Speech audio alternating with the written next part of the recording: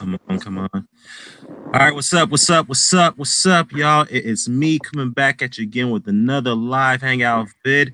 This time I'm gonna do something a little different here for you guys in the chat. I'm gonna go ahead and start a series on my channel, which is called the Live Debate Series. This is the first episode of that debate. We're gonna just kind of present this platform where if there's two fighters that people kind of have favorites over and they have difference of disagreements between the two, I'm gonna host a debate platform so we can get those heads together to clash a little bit. But no beefs. All right, no beefs. It's gonna be cool. It's gonna be calm. It's gonna be collected. So this part of the series, we're gonna have Terence Crawford versus Errol Spence Jr., which is a very good topic right now. A very good topic. So we're gonna lead it off with on the debate between Blklatinceez versus LowPlace. Ain't no place like LowPlace, with Blklatinceez representing Terence Crawford and LowPlace will be representing Spence. Now the debate will be obviously about the men's careers for some part, but the majority of it be about who can win the fight based off the skill set and based off their level of opposition. So we had a coin toss earlier before we got on, and LowPlace won the coin toss, and he'll go first. And this is an open discussion. Before we proceed, I would like to let the comment section know that I'm not going to be the decider on the debate.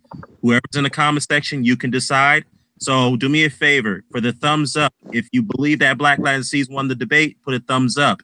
If you believe that LowPlace won the debate, put a thumbs down. Okay. So now here we go. LowPlace won the coin toss. You go first, LowPlace. All right. Well, yeah, I see it says Blklatinceez defending Crawford, LowPlace defending Spence. I'm gonna say it now, and maybe this the high road. People don't believe it, but I like both fighters. I just don't. They're both on my pound for pound list. Neither one is one. Crawford isn't like. I think Crawford's like 4. Spence may have been 3 or something like that. I like both fighters. I've just only said what Crawford and his team has recently said, that they wasted a lot of time at 35 and 40. They didn't quote wasted, but you know, Spence has a Brook. You know, Thurman has a Porter. Garcia has these names as well. Crawford has a Horn. He has a little Gamboa. You know, he missed out on that welterweight lifestyle because he was down there playing in weights he didn't have to be at. There's some background noise going on. He was playing at weights that he didn't have to be at. And his team mentioned this like we just took full advantage. And I'm just like, well, this is why I don't trust you versus the real welterweight in Errol Spence. One of the reasons why. And then I saw Jeff Horn first 4 rounds before he was gassed out, and he deserved to be gassed. He's missed weight 2 times in a row, basically 2 fights in a row. And you know, you can't keep doing that. You just can't do that. And Crawford, you know, to his credit, he let Horn work and wear himself out, and then Crawford turned it on and beat him up. But when Horn did get close in that big ring, it was a huge ring, and Horn without a jab, without ring cutting skills like Errol Spence, without all of those things, he was able to get body to body with Crawford. He was able to find his way bullying Crawford sometimes, making Crawford need to tie up. Horn is not the kind of fighter that breaks, clinches well, does these things. Like he broke some of Pacquiao's, push his head up, but Pacquiao's much smaller than Crawford. So this guy, if he doesn't have all of these things that Errol Spence has and he's still able to get to you, I have to favor Errol Spence. Would I be shocked if Terence Crawford turned it up and threw some nice, beautiful punches? Maybe I would be. Maybe I would be, because I do think Errol Spence is just that technically sound, that big, that strong, that young, that he's quick on his feet coming forward. Well, quick on his feet, period. That athletic, and I think he'd stop Terence Crawford.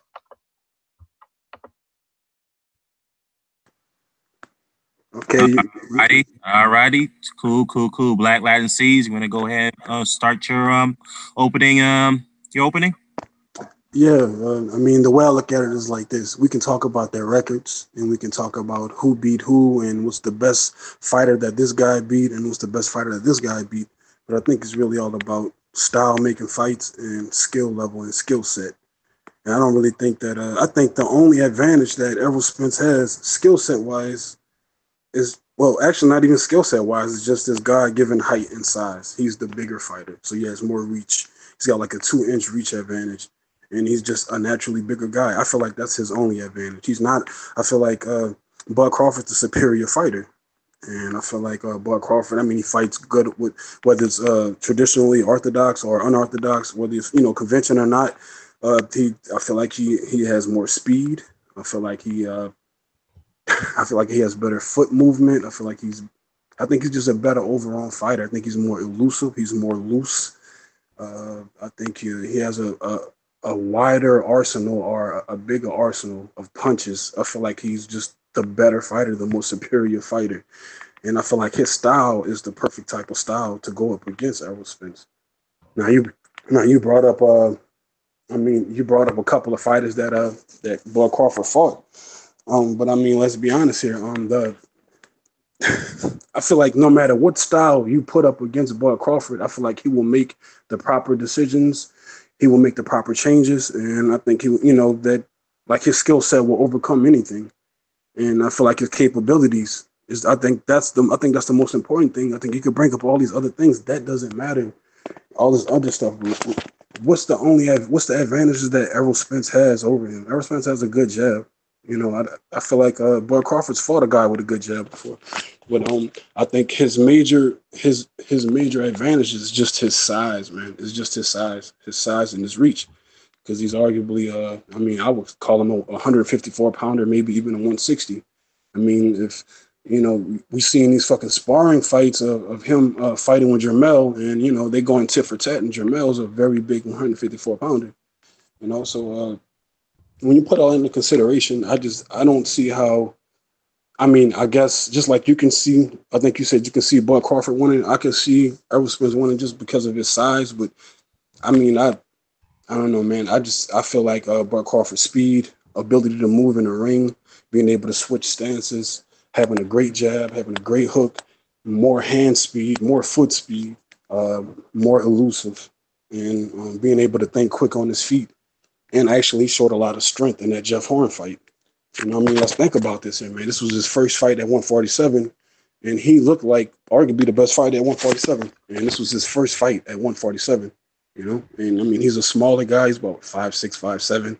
I know, he wears those little platform shoes like Floyd wears, but, I think he makes up for his lack of size or lack of height just with just pure athleticism, pure boxing ability. He's talented. He's more talented than Errol Spence. Errol Spence only advantage is his height and his size. I mean, that's, and sometimes that might be good enough. It was good enough for Jarrett Hurd, but Jarrett Hurd won by the skin of his teeth. And even one judge still gave the fight to Lara. Even with the knockdown, Lara still won the fight on one of the judges' scorecards. So you got to put all that into consideration. I feel like, Bud Crawford's just way more talented. And you can bring up Hank Lundy. You could bring up this guy, he fought that guy. You can bring up Victor Postel, and you can question the talent level of some of the guys he's fought. But all those guys were like champions, or those were all like unification fights. He fought who was put in front of him, and he fought, I guess, and you can argue that he fought the best fighters at every division. I mean, he owned every division he's been in, and he's about to own 147.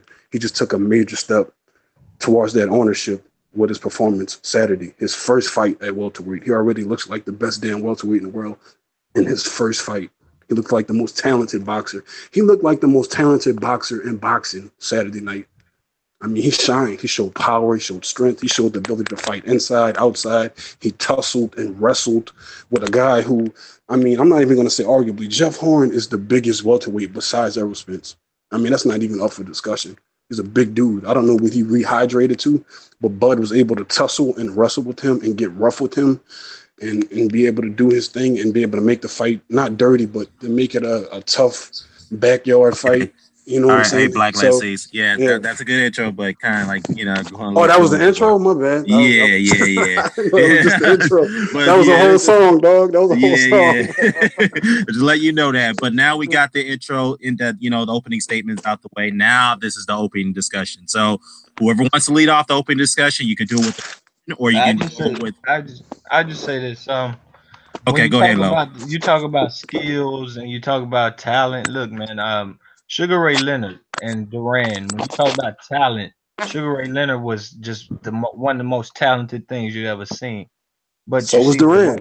But when you see Duran, he was coming up in weight, and he wasn't bringing the Sugar Ray Leonard flash. He was bringing technique. He was bringing grit. He was bringing, I'm coming to you in aggression, and he won the fight. Now I do get it. He did quit the last fight, but some says he shouldn't even won the first one, coming up in weight, fighting a guy that talented. Now you flip it, and you got the little talented guy coming up to the beast. Crawford is talented. There's no doubt about it. Do he have He's holes? more than talented, dog. He's a pit bull. He's a beast. I don't know. I don't. I think the pit bull comes out when like other pit bulls aren't around. That's like I believe Errol Spence is just a pit bull. Period. Like you He's can a make weight other bully pit pit bulls. bull. That's what he is. He's a weight bully pit Well, bull. I don't think Kell Brook could be weight bully. You know, that's a big old dude. You mean Kelly? You mean Kell Brook that was coming off a loss and coming off what surgery on his face, and also coming up from 2 weight classes, draining himself to come back down to 147 after But chasing glory. You mean hey, that talking about that Kell Brook? that's what you want to. I saw Is that him the get. best win? Is that the best win though, I Low? Is saw that the Kell best win Brook. on his? I saw Kell Brook get in the ring and perform like nothing was wrong with him except for when he got hit. Like that. That's what I saw. I'm just being honest with you. It was a great fight. Kell Brook has always been a respected fighter by me. I respect that. Well, ever since the Porter fight, anyways, because some things he did before that. But he was always talented. We always knew that. So I Yeah, was I a think big he's a fan talented for it. fighter. But answer this, Lou. Do you give Errol Spence full credit for beating Kell Brook, beating a I guy give him coming off a credit. loss? I give him credit because this, and I'm gonna put context in here. He didn't tell Kel to go up there. He was chasing him, and Kel was running from him. And Earls just stayed the course and said, "Okay, I'm getting my title shot. Either you can drop it or not." Like that's the credit. Like he wasn't. So you're saying it was more about the so you're saying it was more about the belt than it was And the fight, or is it more no, about the fight than the belt? it was more about the fear of Kel Brook. Kel Brook was so No, I scared. mean, no, I'm saying is was that the reason why he chose to fight Kell Brook then? Or the fight was made then, or the reason why he gave Kell Brook a chance to go up to Triple G and make that fight. He was No, he paid didn't off, give him right? a But chance. He didn't give him a chance. Kel so Brook he did didn't that take step himself. aside money. He didn't take step aside No, money. no, He didn't. no. Oh, okay, No, all you right, can't take okay. step aside with the IBF. That's why I always say when I'm praising mandatories, I tell people to be like an Earl Spence, not like any later Alvarez. Don't even seek it. Just tell the champion, I'm fighting you one way or another. That's where the credit comes from me, and he does everything right so far in his career. The moment he doesn't, I tell you. But just in ring wise, I don't think Crawford's ever dealt with a southpaw that's going to be stepping in, jabbing at him. A southpaw that isn't really going to take one step back. That doesn't make any technical errors in his footwork. No, man, it's a different kind of beast. It's a different kind of beast. He can prepare Uh, himself. He can I prepare mean, himself. you're Fight some praising. good welterweights, but I'm not sure at the moment. I don't think he's ready for that yet. I feel like Errol Spence still has left. I think he's left a lot to still be desired. I feel like if they both retire right now, if Errol Spence and Bud Crawford retire right now, who's a surefire Hall of Famer? The guy who unified damn near every division he fought in, the guy that was undisputed at That's fine. 140. That's fine. That's Like fine. I That's think fine. if you want to talk about accomplishments, we can do that. And then if you go that way, Errol Spence loses No, accomplishments wise. If you want to talk about skill, if you go the skill way, then Errol Spence loses skill wise. You can't that if can't you be want to talk your about skill. body punching, Height and if you size want is to not a talk about skill. body punching, who wins? Because Bud I Crawford's don't a think great body accomplishment. puncher. Bud No, Crawford's no, a no, no, no, great no, no, body no, no, puncher. no, no, no, no, no, no, no, no, no, no. He's a great body puncher of those guys at 40 and 35. Okay, So he all hold right, up. So he didn't put no heat. He wasn't hitting okay. Horn with any kind of body So punches. you What mean about to those tell me? combinations he was hitting? Man, he stopped Horn. Horn was, you know how Horn fights. He comes running in like a bull in a china shop. Man, Bud Crawford was hitting him with combinations to the face and stomach, He and he was hitting did. him with combinations to the stomach, and he just stopped him flat. He stopped him flat in those last couple of rounds, man. I don't feel like this is. I don't know, man. I don't know. You're not going to win this. There's no way you can win this one. You can't. You Look, can't rebuttal. You look, can't look, look, rebuttal the look. truth. The I'm truth. telling You you. can't I'm rebuttal telling the you, he truth. hit. I'm telling you, yes, he hit Horn with body shots. I'm not telling you he didn't. At But when you got, 147. hold on. I'm not telling you he didn't. But what I'm telling you is Earl Spence is maybe the first or second best body puncher in the game. Okay? When we talk about stuff like that, you Bud talk about Crawford is first. no, So you're no, no, right. no, no, Wait, no, no. hold on, lad. Hold on, C's. Let Low finish. Go ahead, Low. Go My, ahead. Now my bad. My bad. if I say who's the best front foot fighters in the game, definitely putting him close to number one. I say who's some of the best back foot. I think Terence Crawford's definitely high on the list. But in boxing, I look at it like this: when you're young and you're walking forward and you got good feet, you're winning. And you got good skills like a Smith, you're winning. And you're strong, you're winning because God didn't teach you to walk backwards. He taught you to walk forward. So when a guy like Terence Crawford is going backwards so much and you're controlling and dictating to him what he's doing and you're throwing a jab in his face repeatedly, you know what I mean? You're changing the levels because I want you to understand. Kell Brook tried to do exactly what Terence Crawford did to Jeff Horn. He threw the check hook. That's what Crawford did. Earl Spence already showed you he could take check hooks away by doing what? Changing his level and going to your body after he throws his jab. It's nothing he won't see new. Kell Brook tried to counter with the hook, counter with the uppercut, and this man literally found a way to make that shit non-existent. All right, for the most I, part, yeah, he did, and it's a I don't know. very I good feel defense. like It's a smothering defense. He smothers you. So I've never seen Crawford smothered by opponents and that strong of opponents and opponents that can he get there wasn't that smothered quick. Saturday. And understand, hold on, Jeff Horn Horn does wasn't not. all on this shit. Hold on, Horn hold wasn't on, hold on, smothering. hold on. Jeff Horn doesn't know how to work in a smother like clinch. I mean, like Spence. He don't know how to do that, bro. He don't know how to Okay, do all that. right. Kell Brook got his face broken in clinches, man. Look at some of the shots he's landing in those clinches. I'm telling you, bro. I'm telling you. It's I it's don't know, it's man. it's, it's rough versus finesse, but I like the rough in this instance. He's But young and he's Bud, fast. but you saying it's rough versus finesse, right? So you saying Bud ain't rough? Bud is as rough as it gets. Bud will fight however you want to fight. You want to make this a boxing chess match, or you want to make this a backyard brawl? It doesn't matter. Bud's gonna win. He's gonna find a way to win anyway because he has that dog in him, man. Look at the aggression that he showed Saturday night. I haven't seen anybody at 147 show that type of aggression with their fists and have that type of endurance for the what he get knocked out in the ninth or 10th round when the fight was stopped. I mean, for those 9 or 10 rounds, they were fucking rumbling, tussling, wrestling, fighting inside, fighting outside. He was moving around. He was sticking and moving. He fought.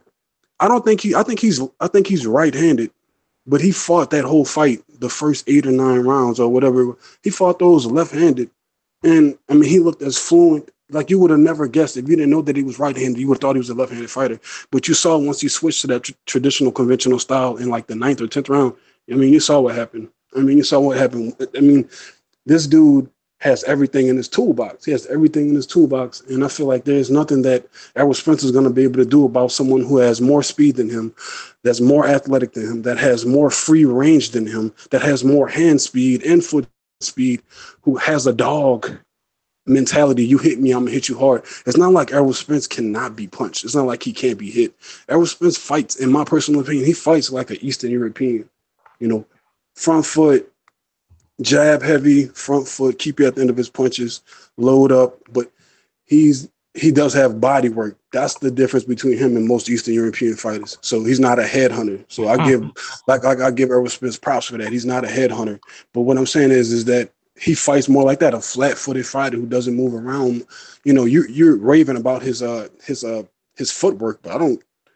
I Mhm. mean, if you think that Errol Spence has good footwork, what do you think about Bud Crawford's footwork? You must think he's the No, no, no. messiah of footwork, Fight. right? They You fight think so that much differently. Footwork is not one thing. Bud Crawford has some good footwork backwards, great. and look, it's all that. I'm fine with that. But when styles make fights, and these kids, they young as they are, they Earl Spence is much bigger, much stronger.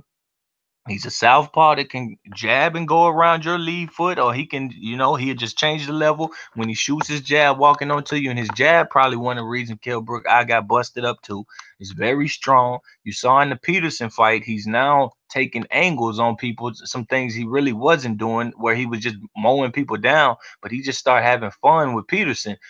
I do believe I seen somebody be more aggressive than Crawford was the other day. Earl Spence, he did it from round one to round none. Terence Crawford did that from round five to what round did it end? Eight, and that's after Jeff Horn had expanded himself and not, he didn't have any win. He didn't have no good health. So like I just it's nothing I'm taking away from Terence Crawford. And I hate when people say I'm a hater of him and that I don't think he pound for pound number one because he was undisputed. I really hate that because I like Terence Crawford, but as a man, it's like, yo, quit talking shit about me. You know what I mean? And it pisses me off. But I'm a Terence Crawford fan. I just Right. personally do not think he can beat Earl Spence Jr. I think he can beat Keith Thurman. I think Keith Thurman can beat him. I But think Keith Thurman could I be Errol think Spence five Jr. times out of five, no, and he can't either, in my opinion. But five times Yeah. out of five, I think Earl Spence would knock Terence Crawford out. That's Yeah. just my opinion. Well, see, I mean, that's where we differ, my friend, because I mean, it seemed like you keep banking on the same thing that I was speaking on earlier in that initial intro, is that his only advantage, Errol Spencer's only advantage is pretty much is his size and his reach, and we saw how that worked out Saturday when Bud's opponent only advantage is their size and reach. We saw how that works out. So You you got to be think more Jeff than just Horn is big. complete as Earl Spence? Earl Spence is No, I very don't. I complete. think Errol Spence have a great jab and he's a good body puncher, but I feel like He's I just feel complete. like I feel like Bud Crawford is just he's just way too talented and he's able to do everything. In there's no holes in Bud Crawford's style in his game and his fighting game, and it's hard to bet against that guy. You know, because even you're giving him his props. It's not like you're bashing him, right? It's not like I'm bashing Errol Spence. I think Errol Spence has height and he has size and he has a good It's not jab. about That's his bashing. advantage. That's his Not about advantage, but bashing. that's not enough, dog. That's not enough against someone who's quicker than you, faster than you, have better footwork than you, a good body puncher their damn self, and explosive throws, more combinations. I mean, look at those combinations he You can threw in that eighth and speed ninth Terrence round. Crawford up. You can speed him up. If a person is giving, if on the back foot, you have the feint game against them. That's what you got, and he does that well. So if you speed him up, all of the speed and the elusive punches, and I mean the elusiveness and the crazy punches you're talking about, he won't be able to see him if you feint it away. And Earl Spence does that well. That's what I'm telling you. When you're saying only body punching and a jab, no, this man has a complete game on the front foot. This man was on the ropes versus Kell Brook, and they was like, he don't need to be there. Next thing you know, he's landed 3 or 4 hooks and turned off the ropes. Next thing you know, he's in the middle of the ring, he's pull countering Kell Brook, knocking his head back. So understand the physicality of that fight is going to sometime during the fifth, sixth round, if it's as physical as it should be with Spence early, Crawford's gonna slow up. He's not gonna be Okay, used to he's not gonna be used to fighting a monster like that. Earl yo, Spence is low. going to be used to fighting people who are moving away from him. He's used Okay, to that. low. I have a question for you, low. I'm sorry, on a scale of 1 to 10, you spoke about physicality and how physical this fight's going to be. How physical do you think, on a scale of 1 to 10, how physical do you think this fight's going to be? Like a physical fight. With Earl Spence, very physical. He will defensive tackle your ass. He'll Okay, come in with that so jab. Very physical. Yes, yeah, very. This be the most physical one that Crawford has ever seen, and a sustained physicality. Earl Spence doesn't quit. Jeff Horn didn't have it. Jeff Horn doesn't quit so either. Jeff Horn's not physical, and Jeff No, no, Horn no, is no, not no, no, no, tenacious and no, no, physical. no. Let me make the point. Let me make the point because Jeff Horn's very physical, but I'm saying sustained physicality for a guy that can do it from quarter one to quarter four. That's Earl Spence. Jeff Horn done that with Pacquiao, but now he's not You've healthy at the seen weight Errol. anymore. He's not So you've healthy at seen the Errol weight anymore. Spence. You've seen Errol Spence go 12 rounds in a very physical, rumble and I tumble, seen him tough go. What was it? holding. 11? What was it? 11 with Brook, big welterweights. Yeah, he didn't quit. He didn't quit. Big welterweights, man. Big heavy welterweights, and both guys was, it was a lot of banging the shoulders in there. But yeah, I don't know, yeah. man. I don't know, man. I mean, Bud has every advantage besides the height and size, and we see what height and size get you. And not just that, Jeff Horn's the second biggest welterweight besides Errol Spence. I mean, and Jeff Horn looked like he ballooned up to even bigger size. He rehydrated too. So I mean, and if I feel like Bud showed that he can handle it. He can handle the wrestling, the rumbling and tumbling, and I mean, he can make every change that's needed to be successful, man. I just don't And see it. And understand, Jeff Horn has no guard up when he's coming forward. He but Errol has Spence no is easy guard to up. hit too. Errol Spence is No, easy to no, hit no, no, too. no, no, no. Let's be more realistic. Maybe he is, but let's be Not as realistic. easy as Jeff Horn. Hold on, Blklatinceez. Let Low finish. Go ahead, Low. Let's be realistic in what we're saying. Jeff Horn come. I like Jeff Horn. I really do. I've liked him for a minute, and I respect his courage to get in the ring. But he made some changes because he used to keep his hands up and come forward, and I used to think, yo, this dude can be a problem. But now he goes naked and he just goes hunting naked and he gets hit. That's why Terence Crawford was able to land so easily, just like with Felix Diaz, who would make himself so naked and these shots just become ha ha ha. When you don't do that, you keep your hands high, you covering what? You start covering about 80% of your face. Of course, Right. it's going to be harder for Terence Crawford to land those shots. It's going to be harder for any man to land those shots. And plus, Spence got those big old forearms that barely go anywhere when you hit them. So, I mean, They was going somewhere when Spence, Carl Brook was hitting them. yeah, and Kell Brook is much stronger. And to be honest with you, sometimes they didn't. Sometimes they didn't. You know, sometimes Kell Brook had to settle for, man, I hit the guard pretty hard, but I ain't get to Well, him. And if I did get to him, it done nothing. But Kell Brook is so much stronger than Terence Crawford. We know this, man. We know this. what? I mean, I don't know, man. He looked pretty strong. He looked pretty strong Saturday night. He was throwing Jeff Horn around, and Jeff Horn's the second biggest welterweight in the division. Gas, bro. He was He was gas. throwing him around. He was, man, just from the beginning, because that's what Horn was trying to do. He was trying to rough him up, wear him down. From the beginning of the fight, it was like that. The first two rounds, you could argue that Terence Crawford might have gave those up. But I mean, let's be honest here, man. They were rough. They were like rumbling and tumbling from the beginning. It was Yeah, that the wasn't a good wrestling. sign. That wasn't a good sign. That wasn't a good sign for me because it's like, yo, if this limited guy can make you rumble and tumble and he can land his shots while he does that, then this one guy who throws a jab when he can do that is what he can throw a jab and then start doing that, or he can hit you with a straight left hand and then start doing that, and he can catch and shoot, and he can do this great body work. I don't, and he sustains it. Everything you saying that Errol Spence could do, Bud could do that shit times two, man. Like the talent level is not the same. His height and size is only going to do so much for him, unless he balloons up to like, I don't know, unless he balloons up to 165 or some shit, or who knows what he really walks around at, or who knows what he really balloons up to. Like come fight, not fight day or fight night, but when the fucking bell rings and it's time. I mean, who knows, man? But what I'm saying is that that's going to be his saving grace. Is going to be his size, but that's not going to be enough against someone who's blessed talent, who's just a special fighter. I have a better question for you. As of right now, today, Monday afternoon, right now, tell me at 1:21 p.m. I want you to tell me right now who is the most exciting fighter at welterweight. I believe it's Errol Spence, bro. I truly I do. Okay, all right, because of his Nothing about the post-style fight that was. Unless you ask, are you saying it's Crawford? yeah, who looked more exciting than the fucking boy Crawford Saturday? And this was his first fight at 147. This was his first fight. When Spence fought Peterson, that was I just the whole time I know. What do you mean? You mean a guy who fought at 140 with a guy who fights at 140 with no punching power, with no punching power? It was a blowout fight. This man was a WBA regular champion. He was a WBA regular champion. And Spence literally took the fight that wanted to fight him. We can criticize the Spence resume all we want, but understand, it ain't Sean Porter's not raising his hand. Danny Garcia, them guys. Bud's a classic, bro. Bud's a classic, man. Bud's a classic, dog. Bud's a fighter that is just special, man. It's like a once in a lifetime type of man. You didn't see the talent that was on display. You haven't seen the talent that he's fighter. I'm not questioning the talent of Bud Crawford. And not just that, he got the dog, bro. He could easily just jab, run around the ring, jab. You don't believe he has the dog? Man, Bud love a good scrap. I believe once somebody else's dog has gone away, then he has dog in him. Other than that, I think he's a finesse fighter. He was not dogging Jeff Horn when Jeff Horn still had dog in him. He was throwing him around when they were like wrestling. No.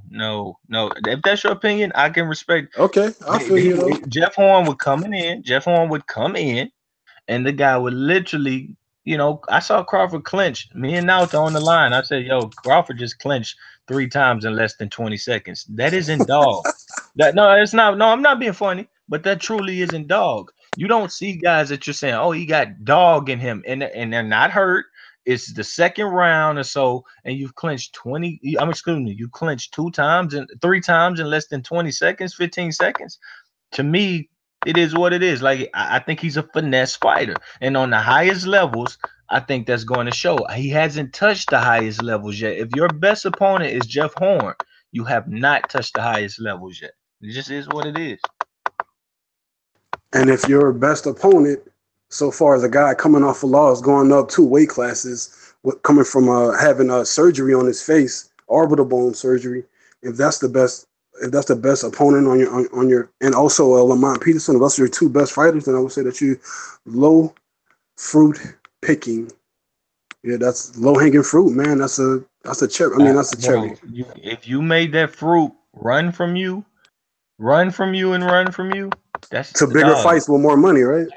Hey, look, all I can say is this, man. That's part of the boxing fan thing that I tell people quit doing. Quit respecting these. Oh, he's jumping 2 weight. No, make him fight in his division and quit giving him excuses when he get beat up. The man was running from Errol Spence. He lost and he said, okay, y'all want to talk shit, I'll go fight. And he didn't have the success. All right. He's All a right. damn So good fighter. Look, what would that injured Kell Brook beats the shit out of Postal. That injured Kell Brook knocks out Ndongo. That injured Kell Brook likely stops Jeff Horn. Kell Brook But is, of course, you just named 2 guys that don't fight in the division that Kell Brook's ever fought at, and I'm Kell just Brook's giving you the huge. people. I'm just giving you the people that Terence Crawford had beaten, and Okay. that's all I'm You, doing. you think do you think Lamont Peterson can beat Terence Crawford? Lamont Peterson, Terence Crawford. I think it's a better fight than some of the other fights he's been in. But no, I don't think he'd win the fight. You don't think he'd win the fight? No, I don't think Lamont Peterson would win the fight. Okay, all right, good. Okay. I But no, don't I man. don't think But Lamont Peterson would get beat down, like literally hit with hard I shots think he every would. time he I gets think he hit. would. I think he'd get beat up. He would get beat up. I think he would Mm. get beat up. I Not think the Lamont same would get kind of beating stopped. he took. Not the same kind of beating he took with Spence, bro. It would I don't I think he would it would have to be more of Crawford's on the back foot accumulating up to the swollen eyes. This man like had a swollen eyes, what was it, about 5 rounds in, because he was just getting hit on the front foot all night long. On the front foot all night long, just getting dictated to. I don't Yo, think Low. Crawford wouldn't dictate to him as much at all, I don't think. Yo, Low, I asked you a question earlier. I asked you on this day, at this time right now, who is the best and the best fighter at welterweight, or better yet, who's the most exciting fighter? Errol And you said it Spence. was Errol Spence. You think Errol Spence is a more exciting fighter than Bud Crawford? Yes, I do. Okay, Easily. what's more exciting about what does Errol Spence bring that garners Okay. and draws excitement from you that Bud Okay, Crawford we're cannot gonna do and has compare. not We're done? gonna compare. These both of these guys went to the UK. One went and fought Ricky Burns. One went and fought Kell Brook. One got a stoppage in which he broke a man's face, completely broke it, a whole nother part of his face. One went home with a decision. Okay, just a simple decision over a less talent, a way less talented fighter, in my opinion. So And you can understand, hold on 1 second. Ricky Burns was actually coming off of broken face 2 the fight before, correct? I don't Correct? know. I'm not Yeah, 100% sure. I know he He was hurt, was. but I know he was coming off the surgery. No. He had just got his jaw broke. I think a fight before that with oh man, what's the dude fighting for the green card? Oh shit. 135 WBO champion fighting for the green card. Okay, well, I mean, look, you're an Errol Spence fan. I'm a Bud Ray Crawford fan, but Beltran. I'm also yeah, Ray Beltran. I'm also an Errol Spence fan as well, but I just don't think that I don't think he's more exciting than Bud Crawford. I think that's ridiculous for you to say.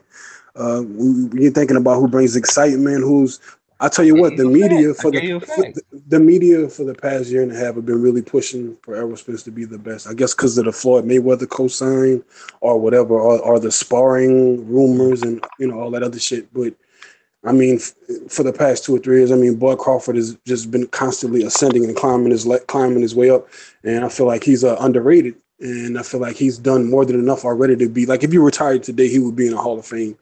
And he's done stuff that no other fighter has ever done. And I feel like that's the major difference between these two. And maybe not even that. Like I said earlier, we don't even have to go record for record, resume for resume. Let's just talk about talent and skill level. It's not the same. It's not the even feel. You can't use Errol Spence's height and size or reach or whatever. Like that's not gonna even out all the other attributes that Bud Crawford has. That's better and that's over Errol Spence. It's not the same, man. It's just not the same. And let's say that Errol Spence decided to make this a boring fight. You mean to tell me that he can't stick and move? You mean to tell me that Errol Spence is such a great fighter, has such great footwork, and he's so great at cutting off the ring that Bud Crawford would not be able to stick and move, circle him, get some flurries, and just beat him on the cards? You saying that wouldn't be able to happen?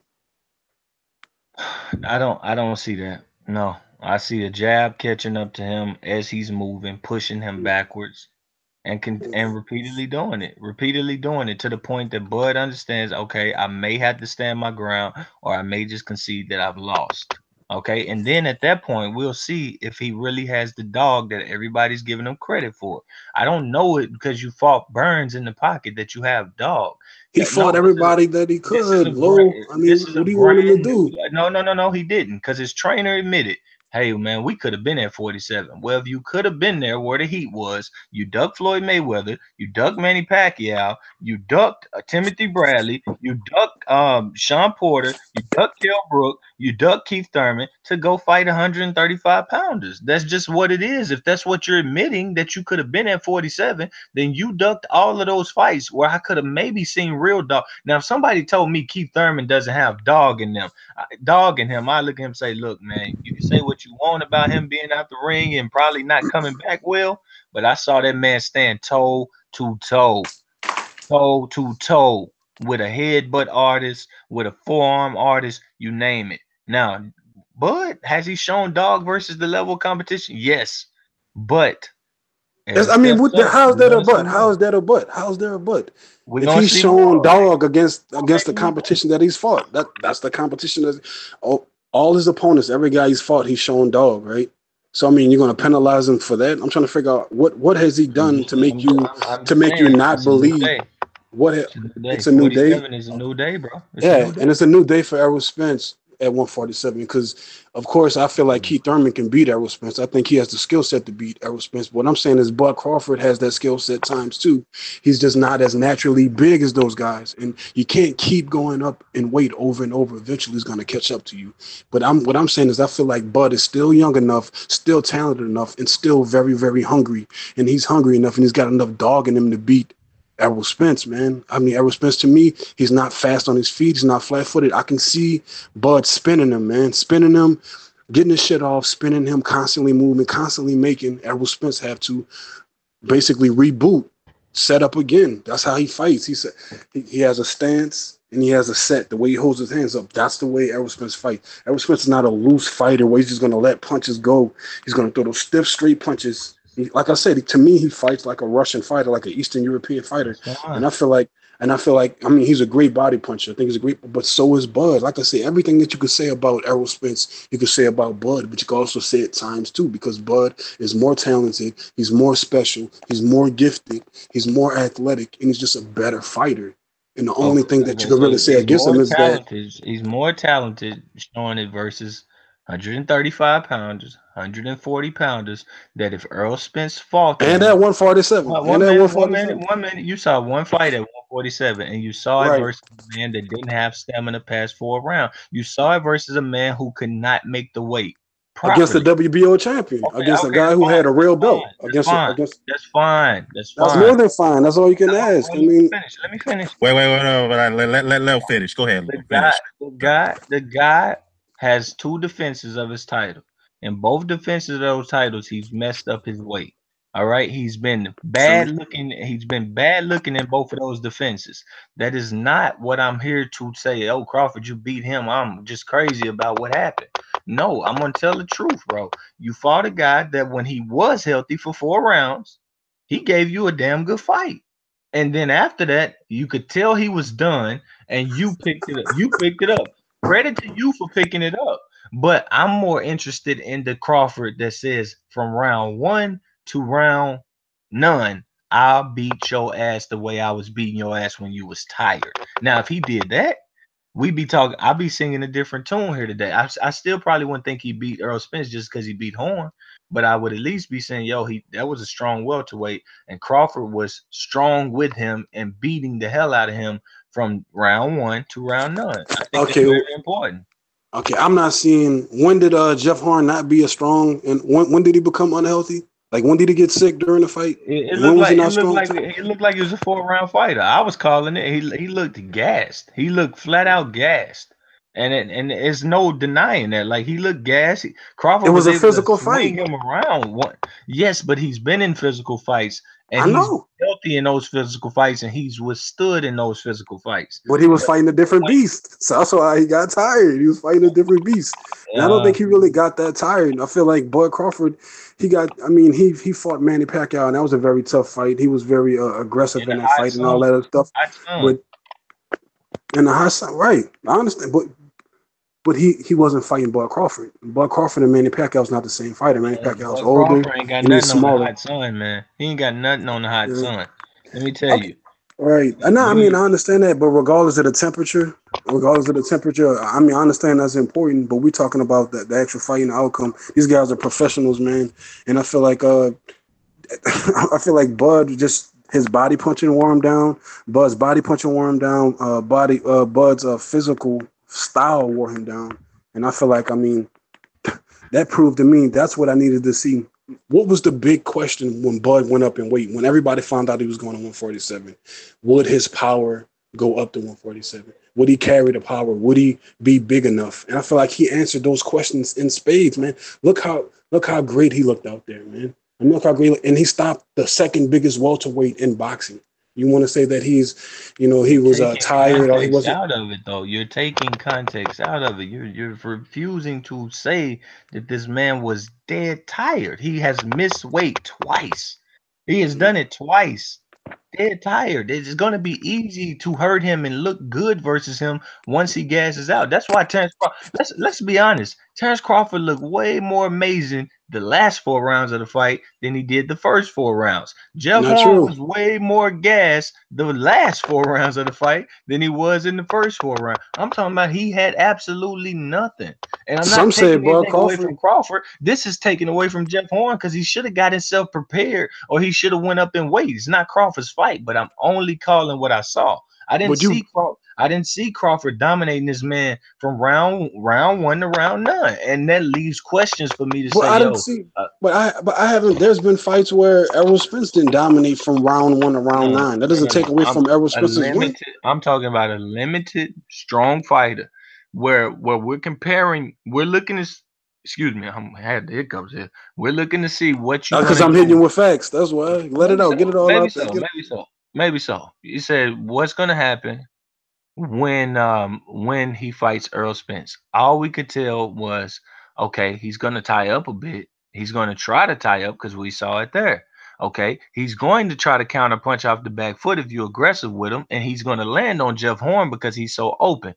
Maybe Earl Spence's guard can catch a lot of that, and he can keep his jab out while Terence Crawford is doing that, and make him keep his hands home a little bit more than throwing 3 counter shots. All right, because that's what a jab can do. It can knock your head in the air and mess up your punch count.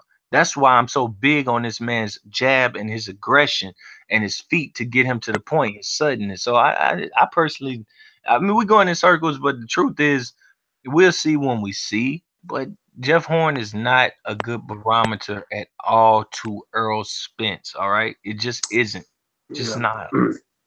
Kell Brook What is a I much better. Kell Brook is a much better. Say, okay, what is Earl Spence gonna do when he fights somebody slick and somebody with a lot of punches and someone who can counter and some good feet? Kell Brook would be much. He That would be a probably great fight.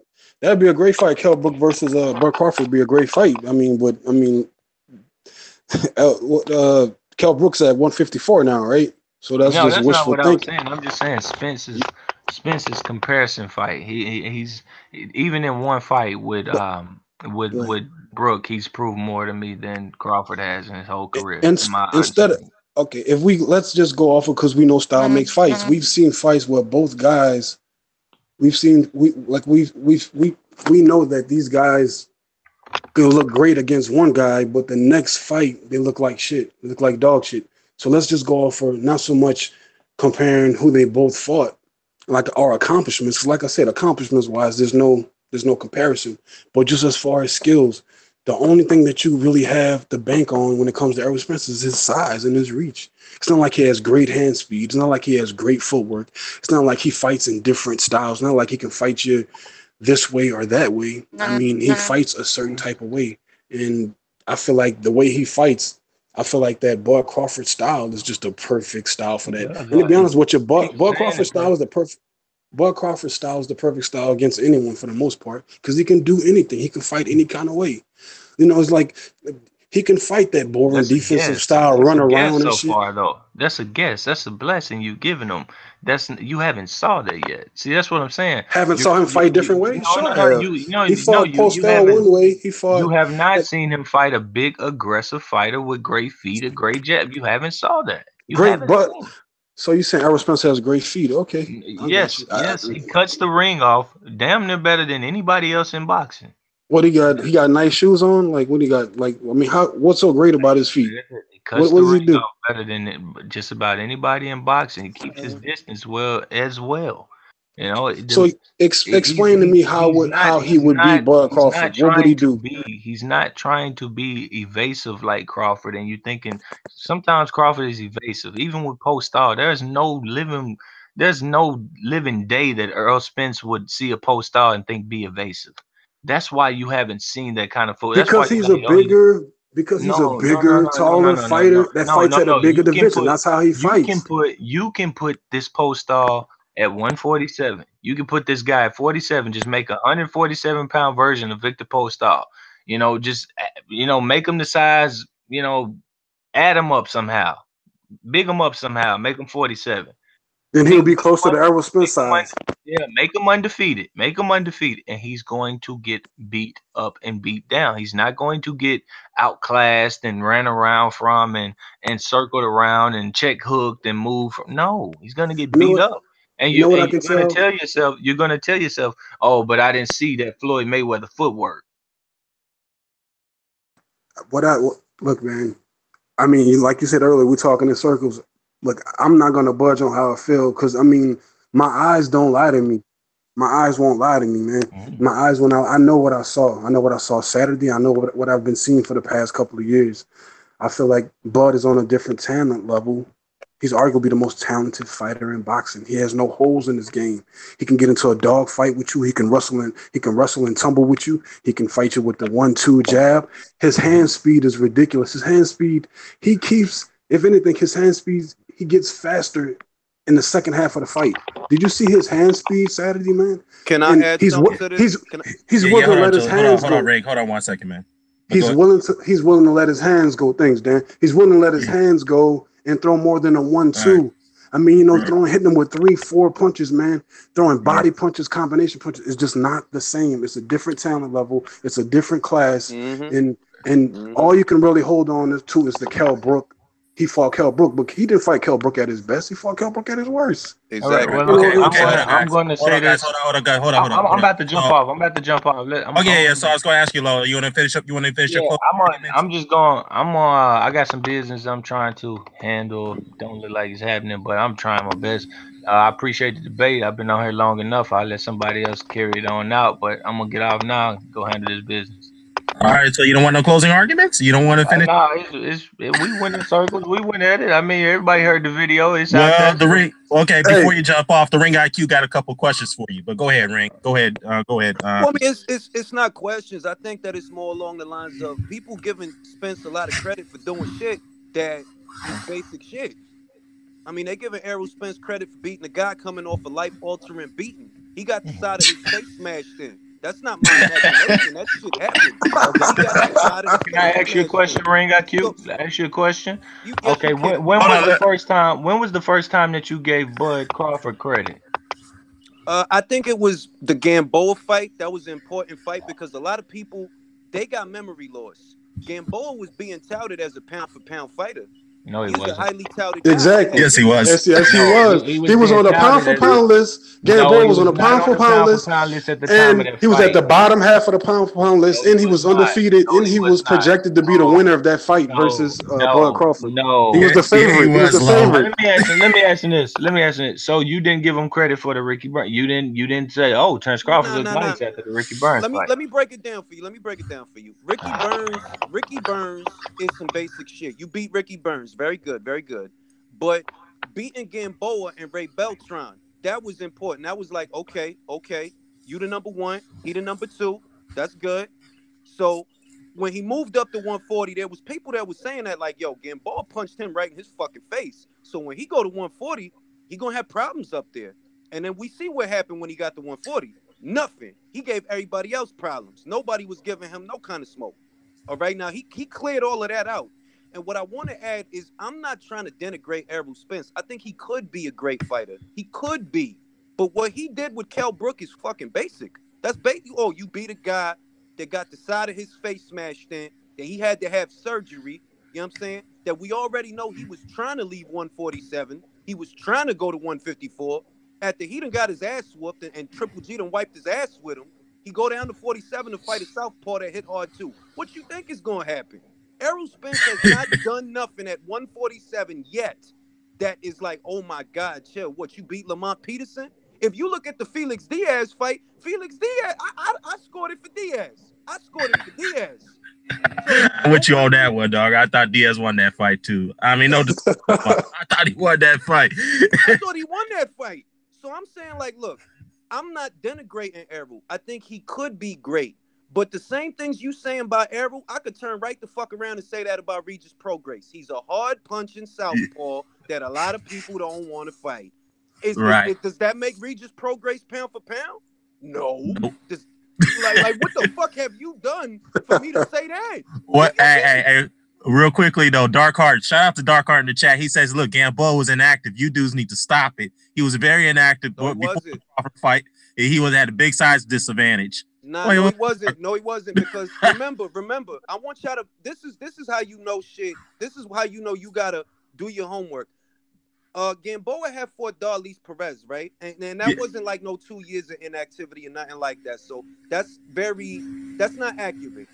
He fought Darlise Perez at the weight at 135. That was about, I'd say maybe a year or a little under a year. He fought Darlise Perez. That's the same Darlise Perez that was beating the shit out of Maurice Hooker. That's the same dude.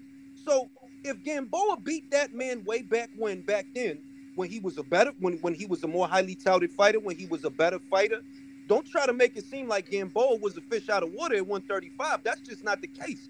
Gamboa was a more highly touted fighter at that time than Terence Crawford. Yeah, he was. Well, let me ask Dark Heart a question in the comment section. I hope he responds to this.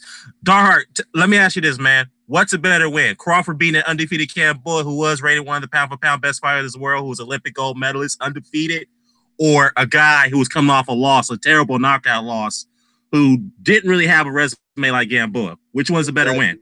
Exactly. I'm not trying to discredit Spence, but I'm just asking an obvious question. What's a better win? You know? Yeah, I had to jump off. I didn't know. Oh, okay. That's what I was wondering. Where did you go, man? Go ahead. Did you want to finish up here? Go ahead. He said, what's a better win? What do you mean? What's a better win? Crawford beating an undefeated Gamboa, who was one of the pound-for-pound best fighters at that point, undefeated. But that's a lie we're telling. That's a lie. No, come on, no, lie. Come on. It's a better win. Hold on.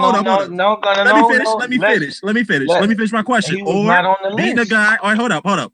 Or beating a guy who was coming off a terrible knockout loss in two weight classes, coming back down. I'm gonna tell the truth about Gamboa before I answer that. I'm gonna tell the absolute truth. No. Let's tell the truth. He was not on the pound for pound list at all. He was removed from lists because he'd been dropping titles. He was a pound for pound fighter. Hold on, please hold on. He'd been mentioning steroid allegations. I don't like to talk about domestic. Hold on. Okay, go. That's cold-blooded, man. That's cold. He's been mentioning domestic disputes at this time. He was kicked away from his promoter, basically let him go. 50 Cent had him tied up. Gamboa was not even active. And when he was active, he was touching the canvas in fights repeatedly. So no. Yeah, but you could say the same thing about Rigo. Hold on, please. I have said the same thing about Rigo. I'm not the guy that goes around praising Rigo like he's God. Okay, Gamboa was nowhere near pound for pound. Now, I know that's not true. Did he make Mikey Garcia duck a bit? Yes, he did. But what else did he do following that up in the ring? Nothing much at all. Except for being active. So when we're saying that Terence Crawford be the pound for pound fighter, we're sprinkling a little magic dust on Nah, that, nah. and I'm we don't have to do that. We don't have. I just And want I no, just that's want to not. have And this no, Well, him let beating let Rick IQ get in. Go hold ahead, on. Rick. I'm almost finished. And him beating a smaller game boy that basically come up in weight for the second time for that fight. No, it's not more impressive than going to the UK and nah, nah. breaking the Terence Now champion's I'm gonna face. tell you It's something. not. I'm gonna tell you something. Impressive is the wrong word. I can't debate with you what impresses you. For all I know, you might be impressed by like a Volkswagen, and I might be impressed by a Dodge Charger. That's tit for tat. That's some other shit. What I'm gonna say is who was a more highly touted fighter at the time that they fought them? Kell Brook was not highly touted off that ass whooping, but Gamboa was highly touted when Crawford fought him. He was more highly touted than Terence Crawford, whereas That's not Errol true. Spence, whereas Errol Spence was favored to beat. By the time the odds came back, because the initial odds they had Errol as a slight underdog, and Brook he was ahead. Cool, but by the time the fight date rolled around, Errol Spence was favored to beat that man. So it's like you coming off a loss, you coming off a surgery. They went in your nose. They had to go through your nose to fix your face. No, matter of fact, not even his nose. He said they went through my gums to fix my face. It's like, the writing is on the wall. Now, the beautiful thing about this, I just want to impart this word. The beautiful thing about this is it's not like Gamboa is the biggest win on Terence Crawford's resume. It's like really it's not. It's one of many. You Exactly. talking about Ray Beltran, that was the Oh number my 2 guy in God. the division, Ring Magazine champion. You talking about Victor Postol, who made Danny Garcia duck. He made him give up that lunch money. Shit. Because he did. He did. He made him pay to step aside. You talking about Julius and Dungo. I know a lot of y'all don't think Julius and Dungo is all that great. It's not about that. It's that man went to 2 guys' backyards and took their belts. We never even heard of him before. He went to Russia and he knocked Troyanovsky out in 1 round. He went to I think it was Glasgow. He outboxed Ricky Burns for 12 rounds. That's what Okay. he did. So if Okay. you impressed that Errol went to the UK and made Kell Brooks submit, then how you gonna turn around and try to Because shit you on do Ndungo much when he better. did what Errol No, Spence I'm did not finna twice? play with you. I'm not finna play with you like I'm Kell not Brook. playing with Hold you. on, no, stop. I Well, didn't hold interrupt you. on. I Let didn't Rick interrupt finish, you. I dude. didn't interrupt Okay, you. I did. He was done. I didn't interrupt you. He talked okay, for five okay. minutes. He All talking right, for. I'm not finna go ahead. play with you like Ndongo is talented like Kell Brook. I'm not finna do the precise presenter with you. We ain't I'm we not ain't finna do. playing. We No, ain't no, no, no, playing. no, You no. I told didn't me that interrupt you you. was I didn't impressed. interrupt you. You I didn't interrupt you. I you didn't right. Go interrupt ahead. you. Go All ahead. I didn't interrupt you. You right. Go I ahead. Go didn't ahead. interrupt you. I didn't interrupt you. I'm not finna do the I'm not finna play this shit. I'm not finna do this. Ndongo is a talent of Kell Brook. If they fought, you wouldn't dare pick Ndongo. I don't give a damn if he had 2 But when broken Errol faces. fought, Oh when no no no when no no no Errol no fought no no Brook, no I no was no Well, let no Rick ready. get no in, no dude. Come on, no. Low. Let Boy, Rick get in. let me Then you finish. Let respond. me finish. Let me finish. You Well, talking you to talk. yourself. You talking to Oh, bro, you yourself. kind of talking a little Every too time long. I'm You gotta making let a him get point, in. every time I'm making a point, he starts talking. Every time I'm making a All point. right, make it If you quick, dude, saw because you're kind of taking Postal, it too long. if you Okay, go saw ahead. Postal get in the ring with Kell Brook and Ndongo get in for the last 6 rounds, you tell yourself that Kell Brook is gonna sweep that fight more than likely. And I'm not finna sit up here and play with you like you wouldn't. Cause you want to bring up titles, and you did this shit with Jamie McDonald. Said he was good because he had a title. I'm not I finna never do said that, man. that. I never I'm not said finna that. do that. I never said that. Here's what I said. I said Jamie McDonald was a better opponent for Oh, Inouye than Vanez was for Triple G. That's a matter of fact. How do I know? Because Triple G just lost his belt playing around with Vanez. You shouldn't have had that fight. If you wouldn't have had that fight, the IBF would have left you the fuck alone. That's a matter of fact. The only reason they fucking with you is because you had that fight. You shouldn't have had that fight. He wasn't a better opponent, and the fact stands. If Triple G is not an IBF champion right now, it's because you picked that cherry. You shouldn't have picked okay. that That's cherry. not the argument Well, nobody's hey, making. let I'm him finish, simply dude. You have, hey, You dude, we brought him up appreciate though, but this. you brought him up. You wanted to bring Yeah. up Jamie McDonald against Vanez as an opponent. That's besides the point. Here's reality. You literally just said this. You said you was impressed with how Errol Spence went to the UK and he made that man submit. But it's a matter of fact. It's a matter of fact that Ndungo did that not once but twice. He to did that Ricky Burns. To Ricky Burns, He was bro. an to underdog in that fight, Low. Ricky Troyanovsky. fucking Burns, bro. He was an Who underdog in hasn't that beat fight. Ricky What are you Burns? talking about? Let's It be took Nobody said Triple civilized. Ricky G. Burns. It took Let's be Gennady civilized. Let's Golovkin. be It took civilized. Gennady Golovkin to beat Kell Brook, bro. What the hell are you Eh? comparing this Eh? man to? I'm Eh? not finna. Hey, look. Look right here. look, I don't agree with Precise too much, but if they calling you low ring IQ or whatever, if you're No, don't do that, bro. Don't do that on here, man. no. Let me talk. Quit protecting them. Okay, but don't. I ain't protect, but don't disrespect him. Let me talk. Okay, Let me talk. all right, Okay, but don't disrespect him like that. I apologize, but let me talk. Okay, if we're going to keep sitting up here disrespecting Kell Brook and comparing him to Ricky Burns, this is a conversation not worth having. This is a conversation. Hold on, No, I'm talking, bro. Okay, let Low finish. Let Low finish, Rick. Let him finish, bro. You don't have to jump in. You don't have to jump in. You can repeatedly doing it. This man ain't beat a Sean Porter. This man ain't come across the water to beat no damn Sean Porter. Ricky Burns is scared to come across the water to beat the man Sean Porter beat. Adrian Broner. That is facts. So the next time you compare him to Kell Brook, I'm hanging up on your ass. And I simply have better things to do. As if that's a good thing when you just said that Gamboa coming up for Crawford is a bad thing. So you're not making a lot of sense right now. You just said that Gamboa came What are you talking about, Hey, Broner? no, let him finish. Let him finish. Let him finish. For that fight. He drained he drained Porter to a catch weight, if you recall, right? But be that as it may, you just said that Gamboa coming up 2 weight classes for Crawford. You said that like that's something to sneeze at. Okay, then I'm gonna play your game. I'm not saying. I never said Kell Brook deserves. I never said that Kell Brook deserves pound for pound. Excuse me. I never said. I never said that.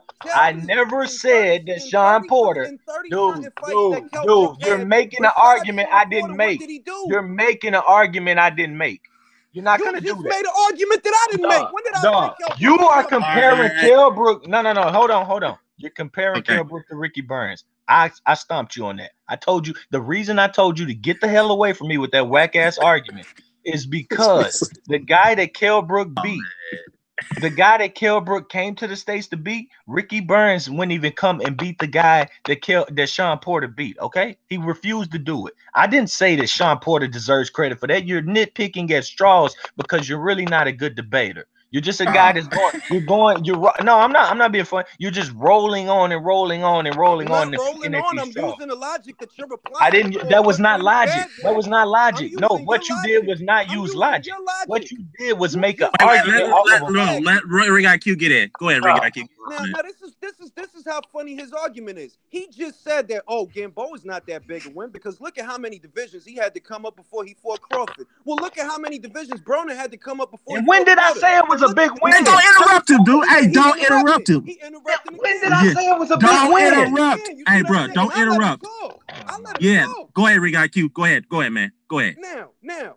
You really acting like the succession of these fights is Sean Porter and Errol Spence. No, Kell Brook was a champion for 3 years and did both fucking diddly. He fought JoJo Dan and Kevin Bizier, got his ass whooped by Triple G, and then he fought Spence. Your only avenue to inflate Errol Spence is to keep bringing up Kell Brook as if he was the fucking man at 147. No, he wasn't, and everybody know that. Motherfucker fought Ernie Smith 3 times. Why you fighting a guy like that 3 times? Are you done? No, he's not done. Let him finish. Oh my God. Okay, he sounds done now. Thankfully. Okay. Because he lied on me and said I said this Sean Porter win was a big win. I never said that. Whoa. Let Low get in. Let Low get in. Chill. Hit the cigarette a few times or something. Shit.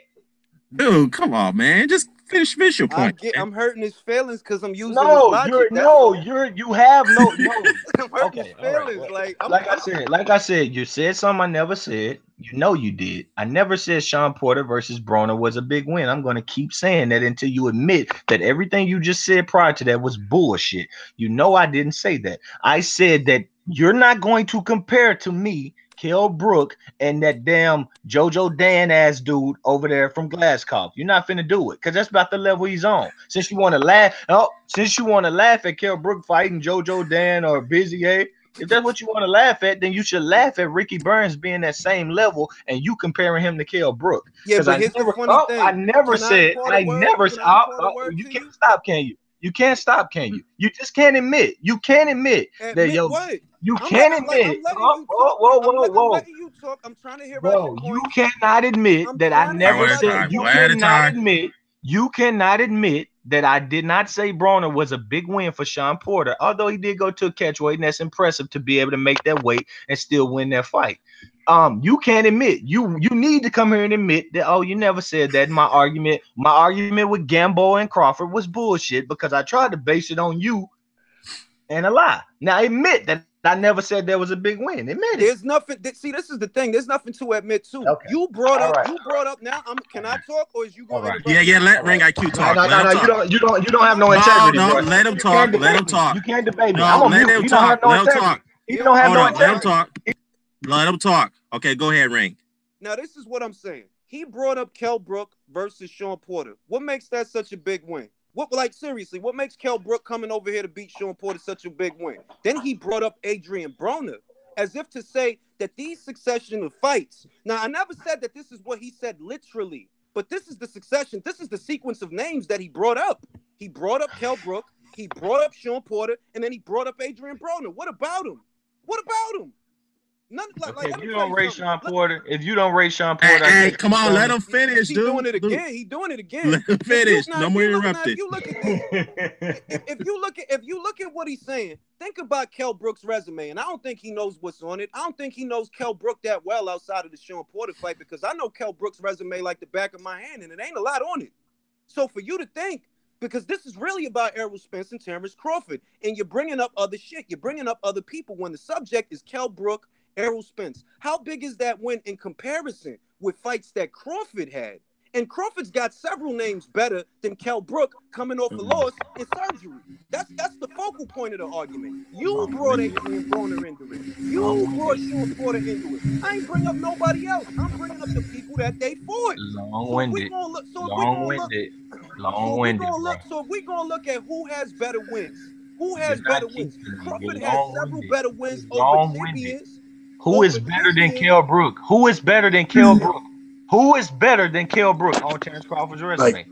But how can you lean on that though? How can you keep leaning on the Kell Brook? That's the only person. That's the only person that will fight him. That's the only person that has been willing to fight him.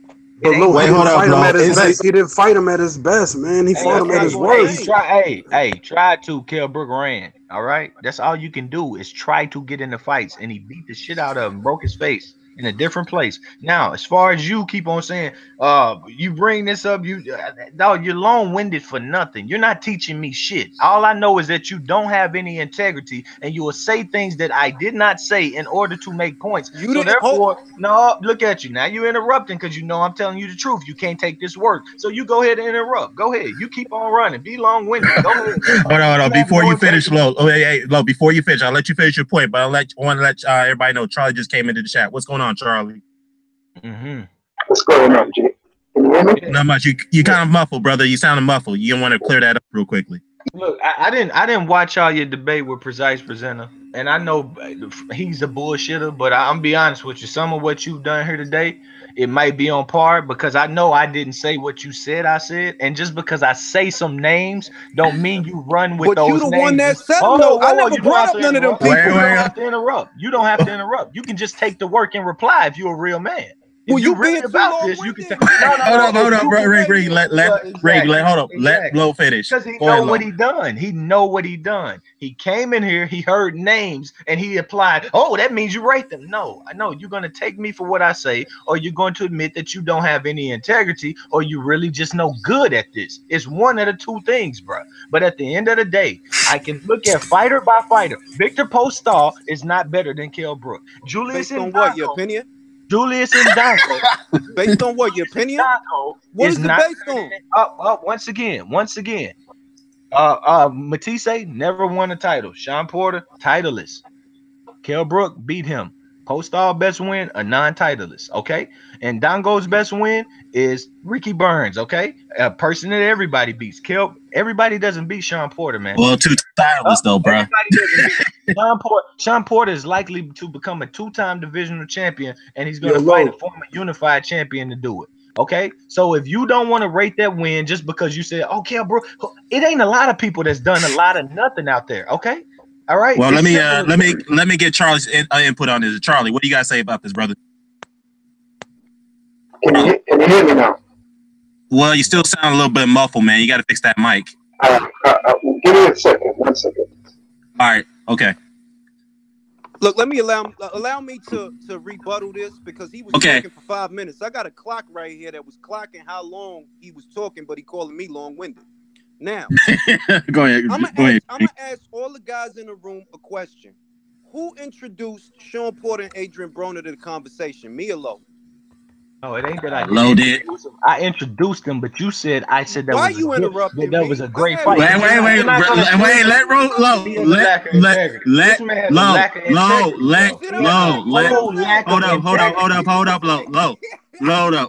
hold up. Ring, go ahead, finish, man. No, you gotta stop interrupting, man. Yeah, there's too much interrupting going on between all the parties here. So I'm just gonna go. I'm just gonna go because my no. Hold up. Hold up, bro. Hold up. I'm just telling the people that I'm out.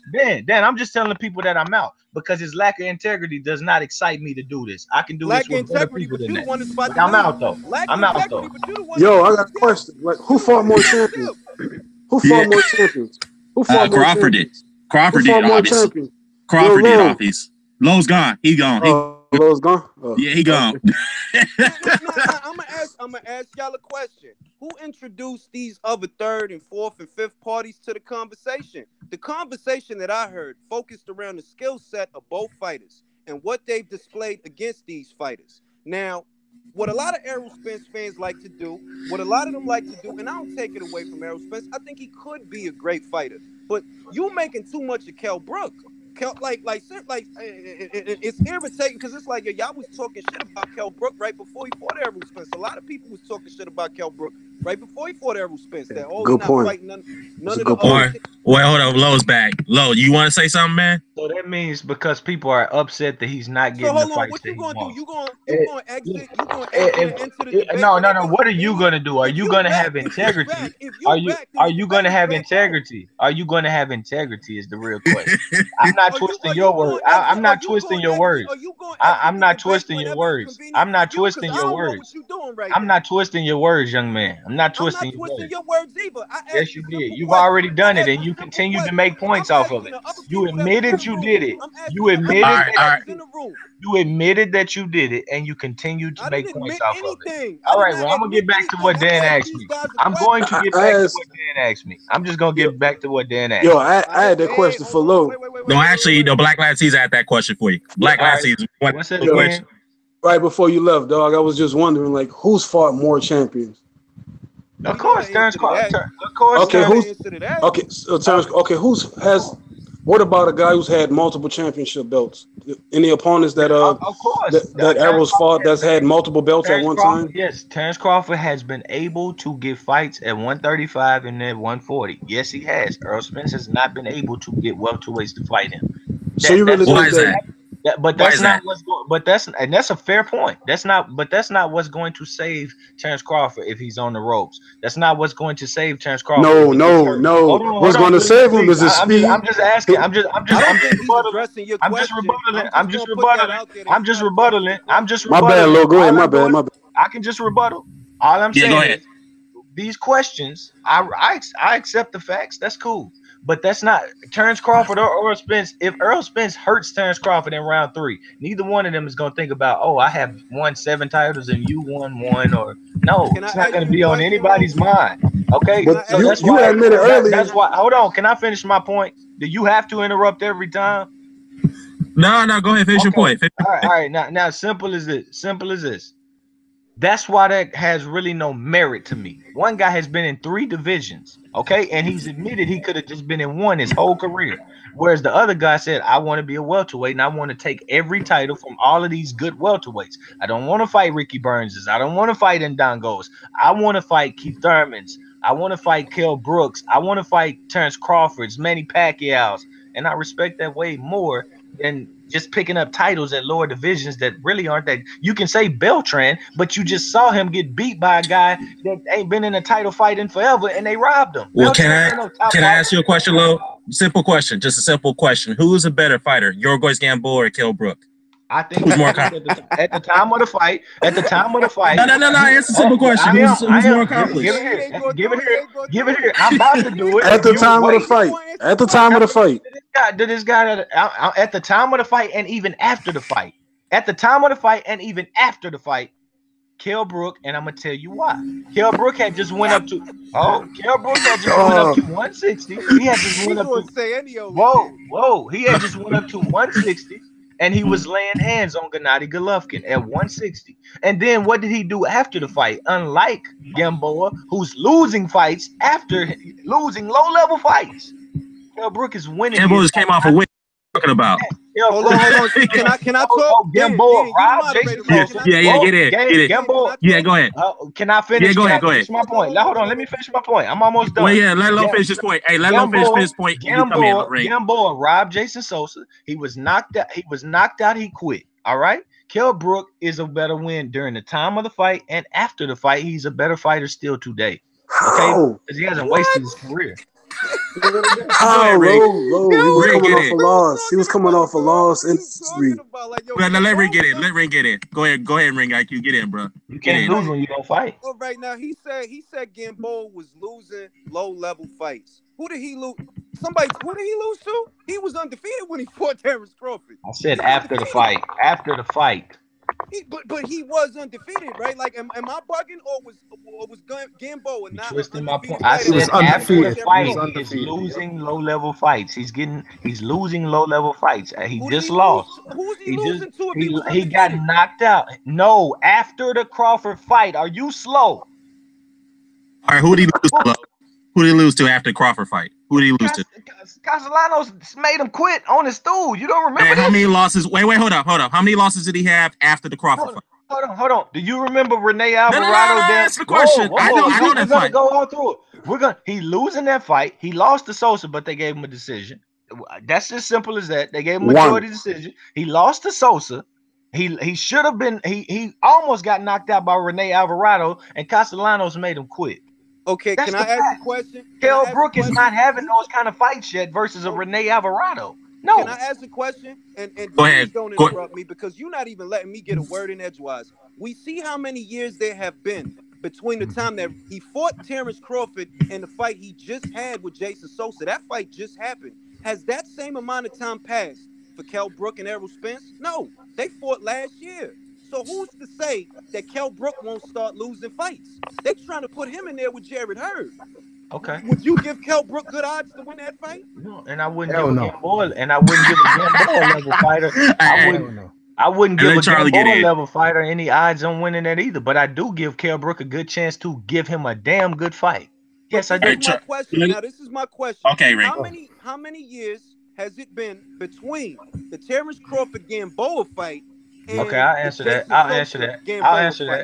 I'll answer that. Probably about what? Maybe I'm gonna give you the answer about maybe 4 years, and I'm also gonna tell you this: in 4 years, Kell Brook still won't be getting knocked out by Castellanos level fighters. Okay, he still hold on, and he still won't be getting knocked down by Rene Alvarado level fighters. Okay, I'm just saying, like, but look, you forecasting something, and we can't do nothing. Do you remember that Highland Williams Jr. basically beat Gamboa? Man, let Ring finish.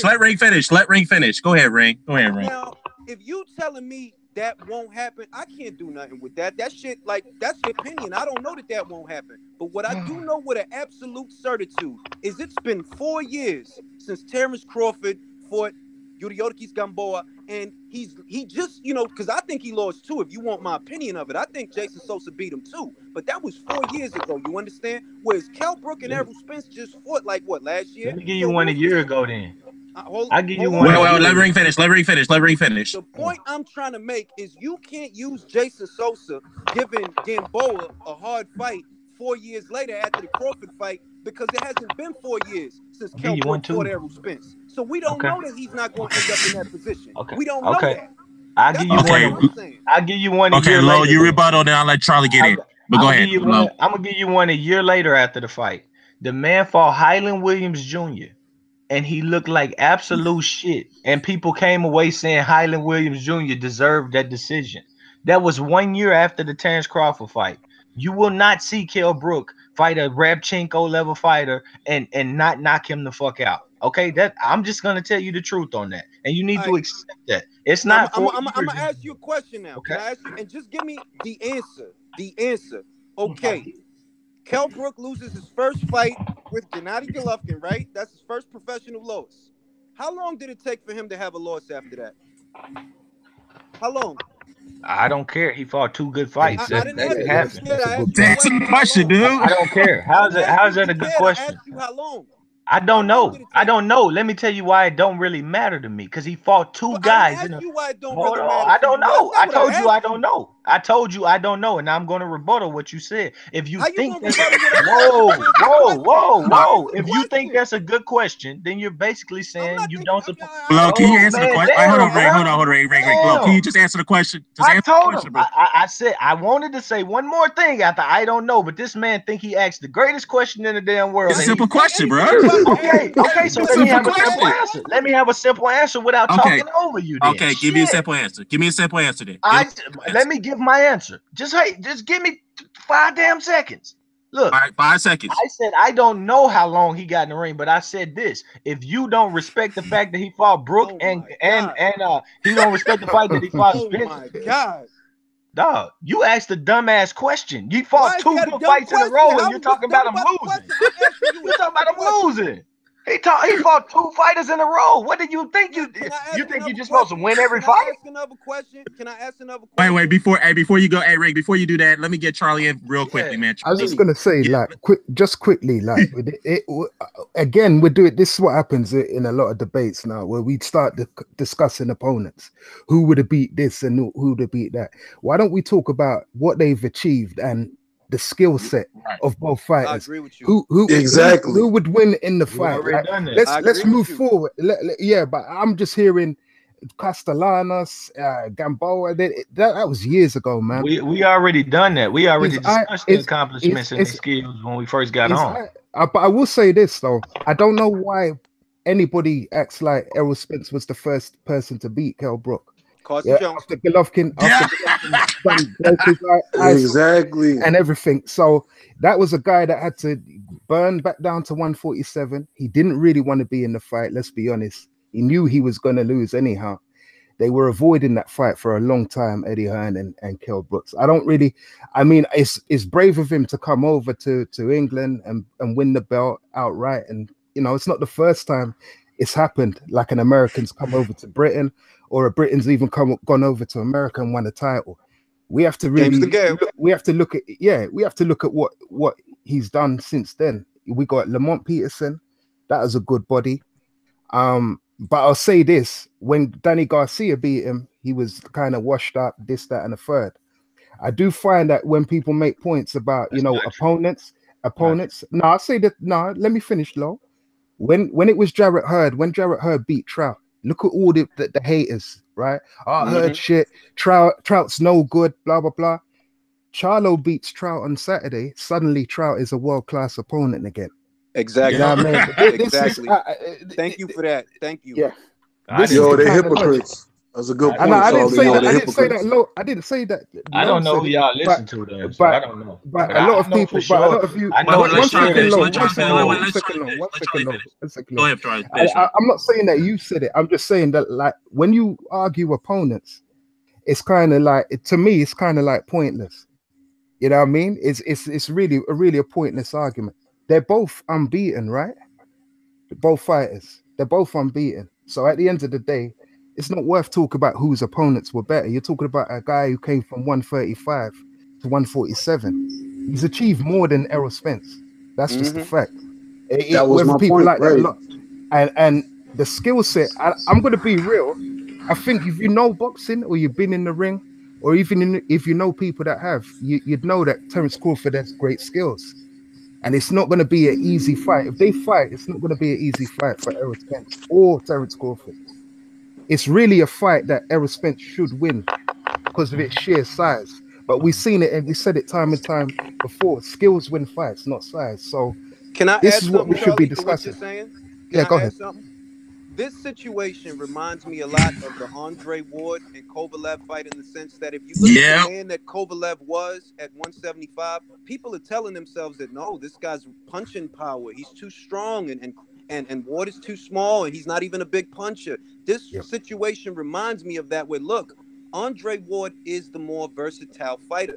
It's not necessarily just about the physicality, but he is the more versatile fighter. Whereas Errol Spence is a good marriage of textbook skills and physicality. If you put him at 54 against a guy like Kanat Islam, I'm not sure he's going to be that same guy. But Terence Crawford, when I heard he's going to 47, I felt, he got the skills to go up there. Never mind his frame, never mind the physicality. He has the skills, the switch hitting, the spacing, the timing that he'll do just fine at 147. And at the end of the day, he's got maybe 2 inches on Mayweather. So I don't even know why people thought he would be too small for the weight class. A lot of people thought that. I don't understand that. Like, nobody cares about what he done at 135 or 140. Nah, man, we can't. You can't do that. We can't, Lo. What's we can't the point? like discredit. If your trainer, if your trainer is sitting there saying at the press conference, well, we could have been at 47. Well, I'm not finna have been at 54. No, hold on, man. You just spoke. Go ahead, LowPlace. If your trainer is sitting up there at the press conference telling me why you was up in weak divisions for four or 5 years when you could have been at welterweight getting out, you could have been the person Errol Spence already fought. We wouldn't have to ask who is Spence. Can I ask you a question, Lo? No, hold on. Let me finish. Okay, I'll let you finish. I'll ask you a question. So you could, if you can admit that as a trainer, why can't I look at it as a fan and say, what the fuck do I care about 35 and 44? There's nobody down there. Ricky Burns was down there. You telling me you could have been at 47 making these great fights already? I don't give a damn what you accomplished. You ain't showed me. You ain't gave me the good fights you said you could have been made already. Wait, hold on. Blklatinceez. Hold on. This is just off the wall question because you mentioned Mayweather. I wanted to ask this question, man. Did you just say that Crawford ducked Mayweather? Did you say that? He said that. I'm saying this. He ducked every. If your trainer has told me that you are at 35 and 40 and you could have been at 47 for years now, then yes, you ducked every welterweight to go down there and play in the little kids league. Wait. First of all, that can I impart something? Can I impart something? That could be a valid if you point. call that, it's valid as fuck. Can I impart something? Yeah, go ahead, Ray. Go ahead, man. If you call Terence Crawford debuting at 135, that's him ducking welterweights, then I guess Spence is ducking junior welterweights and middleweights. Yeah, true. Yeah, I was just about to say that as well. He said, I'm just as big as Jeff Horn. He said, I'm just as big as Jeff Horn. I'm just as big as these welterweights. That's what they said at the press conference. I mean, Errol Spence. Say that though, right? Wait, hold up. Errol Spence out of the ring. Errol Spence in the ring. A fucking Errol Spence fight is a goddamn light heavyweight in a welterweight fight, bro. Exactly. Hey, all I'm saying. By that logic, hold up. By that logic, you're saying that he's ducking middleweights and perhaps he's ducking light heavyweights and junior. Okay, if you want to have it that way, have it. But all I'm simply, you can say that. All I'm saying is this. All I'm saying is this. That's a competitive division where I would want to see you at if you're telling me you could be there. If other middleweights can drain down to 47 and make it even deeper, I'm not going to complain about deepness in boxing just because they bigger or smaller. That's where I want to see everybody at. The point, the fact about that was, I mean, that's why I said it could be a valid point, but you'd have to stretch it to Spence as well, because Spence at 154, I don't see him beating Munguia. I don't see him beating Hurd. You know what I mean? I just don't. I don't. I think about that. Now, Definitely not. Let that sink in. Now let that sink in. He's basically essentially telling you that the same thing that I told you earlier, Lo, that basically his only advantage at 147 is that he has height and size over everyone. Yeah, that's his advantage. That's it. That's it. Hold on. You heard it. Let Lo get it. You just heard the name he just mentioned that Spence would have to fight if. Do you not understand? He just mentioned the Negro leagues. He just mentioned Jermell. No. He just mentioned Jermell Charlo. He just mentioned Jamal. He mentioned Jared Hurd, Lara. He mentioned great fucking fighters. Some great fighters. He did not mention going up in weight to fight Victor Postol, my brother. All right. So if Errol Spence, please hold on. So if Errol Spence only tops out as a one division champion because of guys like the Negro leagues ain't having it, then trust me, I totally understand. because that's what you're supposed to do when No, but when he won the division title is though. Can close. I impart something? He won. Victor Hold Postol on, hold on, had the Rick. title. Let Charlie get it. Let Charlie They get were it. champions, I Lo. get- They were Wait, hold up, champions. hold up. Let Charlie first, and where then Ring gets it afterwards. Go ahead. Yeah, I get where Lowe's coming from, but the thing is, at the end of the day, he fought the guys who had the titles. You know what I mean? I don't think there was anybody else other than Postol that he could have fought that would have been a better fight at that time. He done what you're supposed to do, and then he unified that division too. Wait, let Charlie Wait, finish. yeah, 1 second, no, 1 second. He unified that division. I'm not going to talk about Ndongo, but again, you know what I mean? People were hailing Prograis as a great prospect when he beat Ndongo, even though Thing had beat him already. So that logic, that's why I don't like talking about opponents and arguing whose opponents are better. Both fighters are unbeaten. It's not like they're beaten, like they've both got L's on the record. They're both unbeaten. So we don't know until they fight each other, which I think that is the best fight at 147. We can't really, we have to discuss the skills. And I think a lot of people know that the more skillful guy is Crawford and the more physical guy is Spence. You know what I mean? We could somehow, we can find some kind of thing. But when we start arguing about opponents, it just gets silly. It opens up a big can of worms. Because we know A lot of styles. fighters. Now, We can know I- styles. Let Ring get in. Let Ring get in. Go ahead, Ring. Get in. I'm gonna apply. I'm just trying to apply LowPlace's logic to Errol Spence, and when I apply that logic, that would have to mean that at the time, because he's using Crawford debuting at 135 at the time that Yes. Mayweather was there. Well, Yeah, if I that's apply that logic to Errol Spence when he debuted, I guess he must have ducked Miguel Cotto and Sergio Martinez. I guess he ducked Pacquiao. Canelo Alvarez too, because he was there. Pacquiao. Austin Trout was there. So if that logic applies to Crawford, why don't it apply to Spence? If you're going to say he ducking fighters because he cutting weight, Errol Spence is cutting weight. And he ducked some big names by that same logic. That's true. Sergio Martinez was the champion. And Cotto was the champion. And Canelo was the champion. And Trout was the champion. Just as stacked the division as 147 is now. So if you're saying that Crawford ducked Mayweather and all these other people just because he chose not to fight at welterweight or debut as a welterweight, then Errol Spence done ducked a lot of people. I guess Errol Spence done ducked Felix Sturm. I guess. Okay. he ducked- We talking about body language, guys. The main point that you're missing is you're saying Errol Spence is in a deep division. That's what I care about. If he ducked these Negro League fighters or whatever you want to call it to go to another deep division, and he still has to fuck around and go up there, then me as a boxing fan, I get double of what I want. Crawford went to 2 bum ass divisions. They are bum ass divisions. 35 is finally heating up a little bit. And we're using Linares to heat it up. A guy's been knocked out 3 times. We're just so desperate for it to be hot that we just said, fucking Linares is hot. But it's finally. Now, let me- Hold on.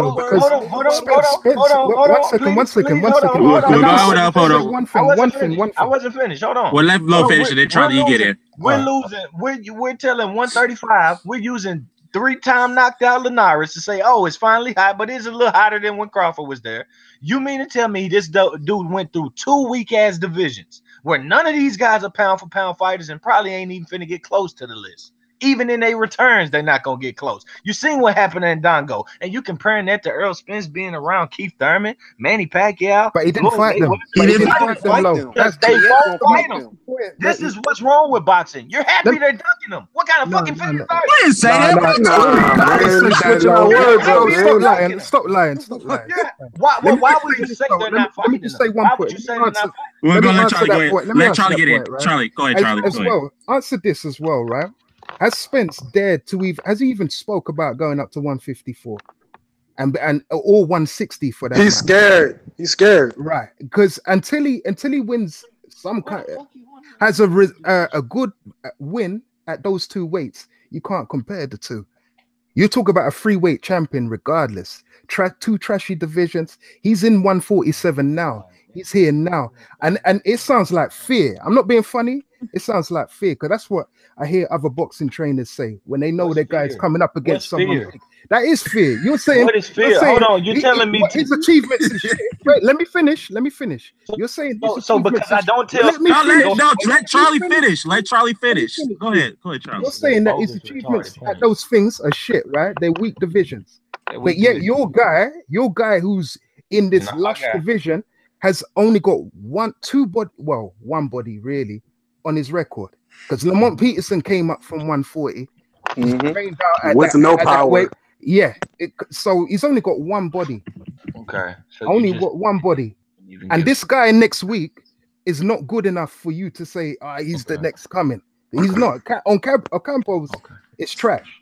I'm sorry. So at that point, I agree. Let's be fair, that's a mandatory fight, though. Let's be fair, though. That's a mandatory fight. Is that a mandatory fight? Is he number one?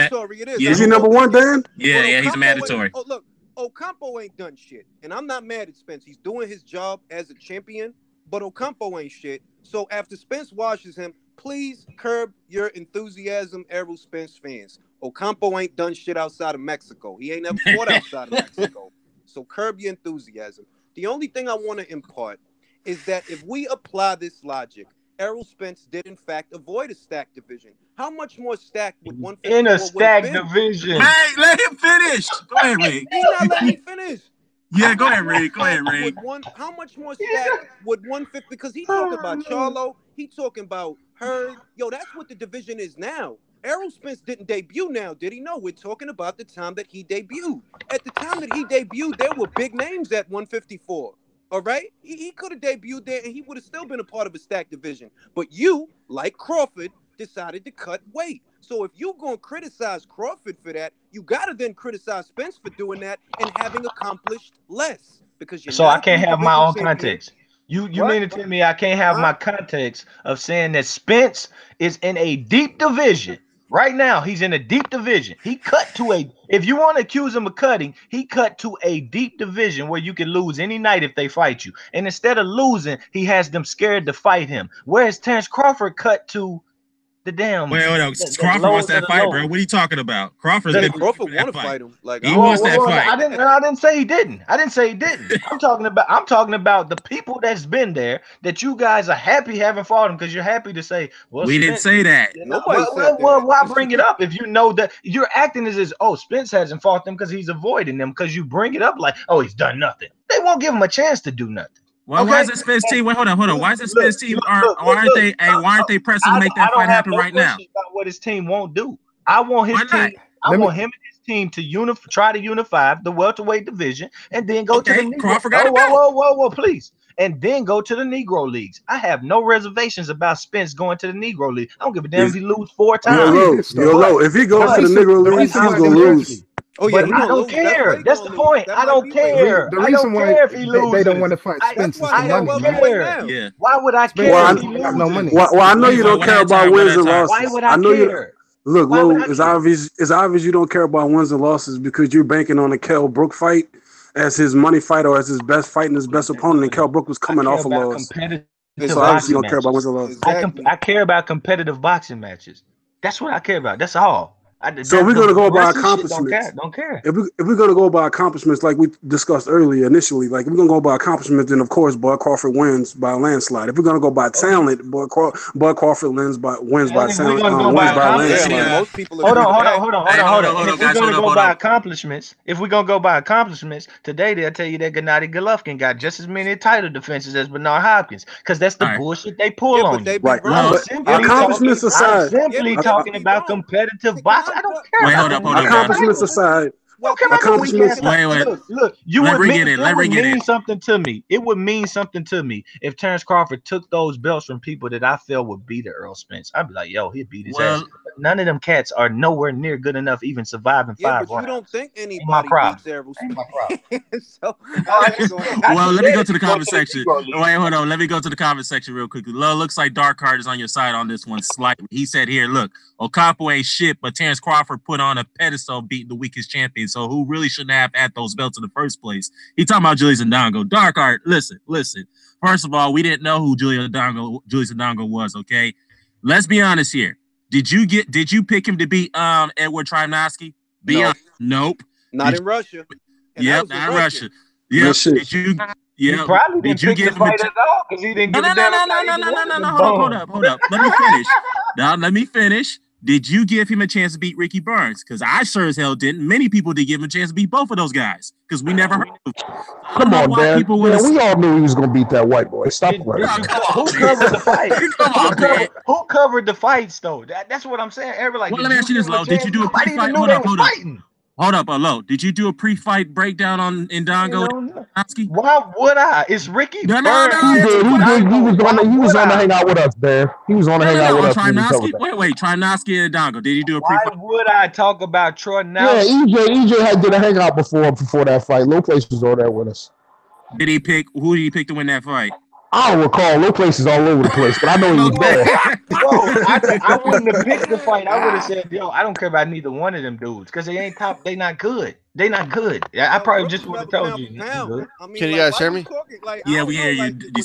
Look, man. Look, I would be very happy. I would be very happy if Trunowski beat a Porter level fighter. I could rate him. Then I could. I really could. Well, he's getting a title shot now against Braincheck. So let's. Actually, against Relic. I'm sorry. Yeah. So you should. Okay, and he's not gonna beat Relic. Relic is a damn boss right now. Relic is bossing right now. If he beats Relic, then you give Donegal credit for that win. Yeah, I mean it'll be a good win. Relic, it will be a good win. Let him do it. But until then, I had nothing to see from him. He beat the Koneka dude that was like that was horrible. Yeah. Hey, let's get D-Style here. D-Style, what's going on, brother? What's going on, everybody? Look, I just have a quick point I want to make, right? Because someone, I'm not going to mention any names, but somebody on here, okay, keeps saying, LowPlace, he keeps saying over and over again, right? Every time you ask him about Crawford, oh, this opponent, this guy is the shit. Oh, look at what happened to Gamboa. Oh, Gamboa got beat by this guy and that guy. Oh, Gamboa this and that. What about your boy at 175, okay, getting all this praise from you for beating Chad Dawson when he was coming off getting destroyed by Andre Ward? Mm-hmm. And look at what happened to Dawson afterwards. Mm-hmm. Okay, what happened to him afterwards? But because of that win, till this day, you can't get off that dude's nuts, right? So at the end of the day, I want to bring context. I want to bring context back. There is no context. You see, okay. You ask your question. You ask your question. No, but I'm not done talking. Who said that? I said I was done talking. No, I did. Okay, so sit down. Okay. Do your thing. I just want to make this point, okay? Because it's the same thing. It's moving the goalpost every single time. Exactly. You make a point.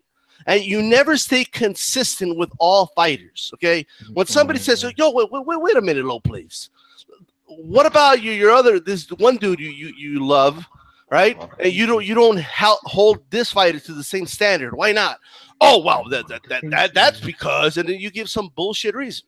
Exactly. Right? There's always a bullshit reason as to why you don't hold everybody to the same standard. Let me teach you. Go. And I can't wait how you're going to get out of this one. Go ahead. Okay, I'm going to tell you the truth because he didn't ask me were they great fight. He asked me who was better now, Kell Brook or Gamboa. And I said Gamboa had got beaten by Highland Williams and they gave him a decision in a lot of people's mind. I said Kell Brook would not be losing fights at that level a year after or 2 or 4. Now, Chad Dawson, you want to talk about him? He lost to Funfara. He lost to Karpensi after, right? He lost to those 2 fighters. He's still a good victory. He lost before that. He got knocked out by Pascal Ward. Hold on. He's still a good one-punch knockout victory at that weight. The lineal champion. You coming up in weight to 68. You're not fighting the Gamboa that's coming up to your weight on a year layoff. Gamboa was undefeated, though. He had to fight before the Crawford fight. Once again, Gamboa was in PD allegations. Whoa, no. PD allegations, domestic abuse allegations. Here we go. Domestic abuse allegations? What that got to do anything, Lo? What that got to do anything, man? No. They Bro, don't like I got you with this Dawson thing. No, shit. Oh, it doesn't matter, man. It doesn't matter. He was lean, point blank, period, and all that bullshit. I mean, I don't even get to make the point, man. It's like 8 against 1. I just want to make the point. I take all of it on, but Well, let me go ahead, Lo. Go ahead. Make your point. Then D-Style get got back 8 in, people here. Let me make my point. I ain't scared to go 8 against 1, but I got. That's let right. me make my He's gonna repeat the same thing over again. Let him do it. Well, when you get your turn after the 7th man is gone, and I take on him, you come and then you repeat your same thing as the 8th man, and it'll be 8-on-1. I'm cool with that. Don't be a martyr, LowPlace, man. Don't be a martyr, fam. All right. Like I said before. Chad Dawson was knocked out by Andre Ward at 168 pounds. Still the lineal champion at 75. He brought up a dude that was 35 years old and was not meant to beat him. The dude knocked him out in one punch and went on to become the fighter of the fucking year well past his prime. He is still beating top 10 men better than most men when they fight. And when he just fought my pound for pound number 2 fighter in the world, my pound for pound number 2 fighter in the world had to foul him to even be competitive. So I'm not even finna talk about Adonis with y'all people. You don't want. Wait, he got Adonis Stevenson as pound for pound. Yes, I do. Yo, hold on, wait. Pound number 1. You're talking about your personal favorite fighters, right? Not the pound for pound list, right? I'm talking about a guy. I'm talking about a guy that has knocked out a guy that went up 25 pounds and won a cruiserweight title from a top 5 guy. Then went on to beat heavyweights, and he knocked Tony Bellew, right? Oh, he knocked him out in 5 rounds. I'm talking about a guy that won the fighter of the year 2013. He hasn't been beaten since. He didn't beat. Okay, it's not plural, bro. He beat heavyweight. Like, he beat David Hay. You're right. It ain't like he beat. Come on now. You're right. Maybe I misspoke. You're making it sound like he started conquering the heavyweight division. And now that guy's trying to fight the lineal title. Well, some people's lineal titles. It ain't my lineal title. He's going back down to cruiserweight. Let's be I'm surprised he didn't say, "Oh, and he beat Creed's son too." Okay. let me ask something, D-Style. Hey, D-Style, let me ask something. Then I'm gonna let you get in. But going back to this whole Gamboa, since you want to bring up Gamboa's personal issues, I mean, did Chad Dawson have some substance issues before the Stevenson fight? No, he got caught smoking. He got caught smoking some sherm before the fight, bro. Got busted. Okay. Wilder got caught smoking some sherm. Why are we talking about Wilder?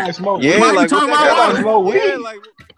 Why are we talking about Wilder? Let's take this. I didn't even know Dawson was smoking weed. Chad Dawson.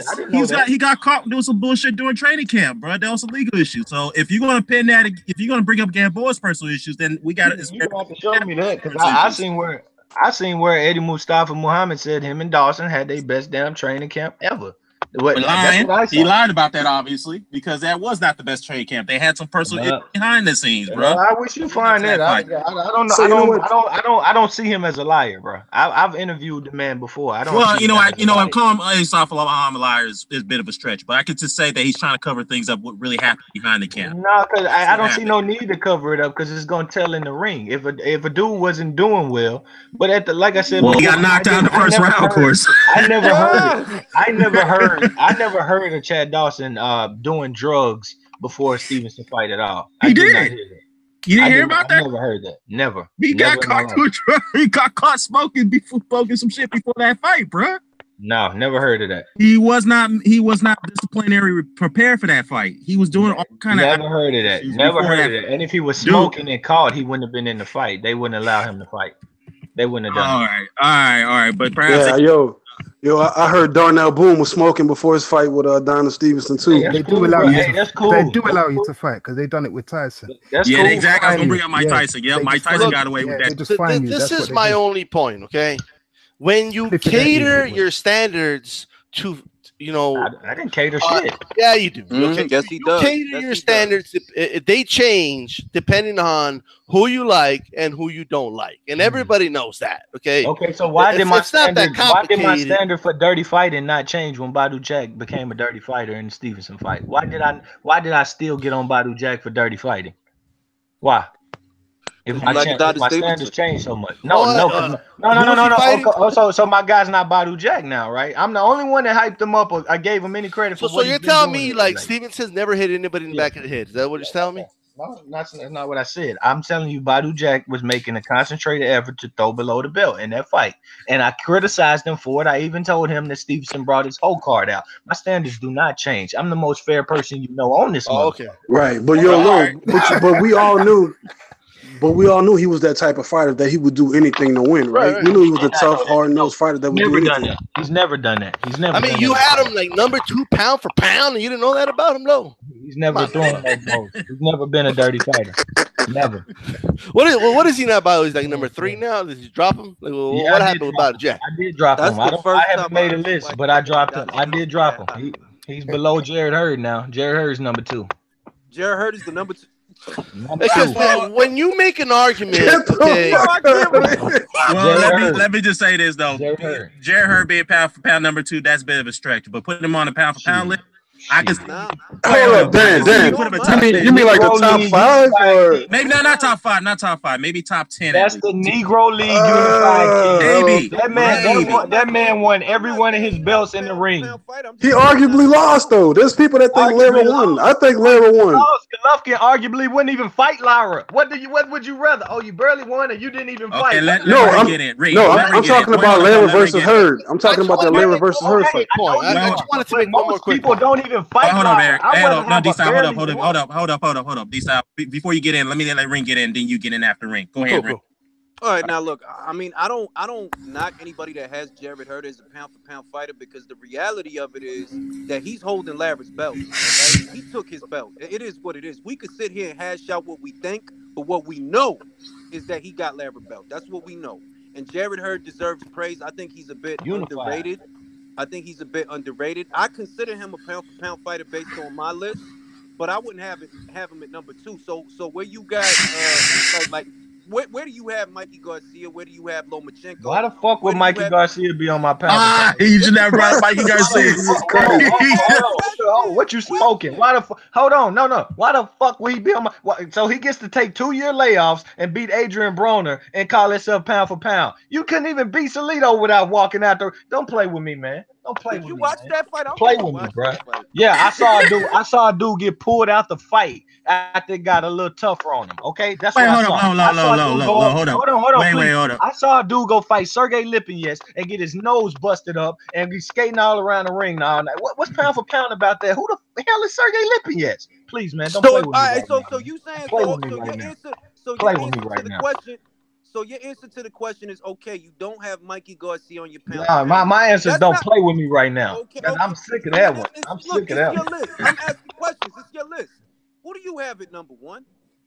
Donna Stevenson, Jared Hurd, number 3. I think Errol Spence, 4 Terence Crawford. Donna Stevenson. Alexander Usyk is on. I haven't remade my list. Yo, you don't have to like it, but that's the top 5, bro. That's a reigning 5-year lineal champion, way past his prime. You don't have to like it. I ever heard that. Hey, this is the first time you ever heard of this? Former fighter of the year. Name one. Hold on. You go through your pound for pound list. You tell me where a new age fighter of the year is located at. You tell me. I'll wait. He don't got one. No. You tell me where his fighter of the year is located at, and I'll wait. He ain't got one. So that's what's funny to me. You talking about him on your list? In New Way. Who else? Lomachenko. Who else is on the list? Ain't never been no fighter of the year. Ain't reigned for 5 years of nothing. Okay? Ain't got even 6 top 10 fights. Oh wait.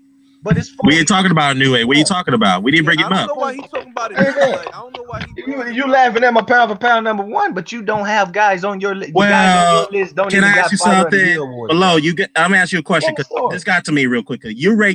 You won't rate Mikey Garcia because of his inactivity, correct? I won't rate Mikey Garcia because I don't really respect shit on his resume. Adrian Broner is his best win. But inactivity is a huge part, right? Deal with it. And inactivity does keep you away from getting good names, especially when you're. And why the fuck is Adonis Stevenson pound number 1? Oh, no, because he ain't took a 3-year break. What 3-year break did he took? Who's he fought? He fought once a year for 2 years. Okay, hey, that's not a 3-year break. Is it a 3-year break? Is it a 3-year break? He hasn't been quite active. Okay, so it's got to be a 3-year break. No. When you go on a year hiatus,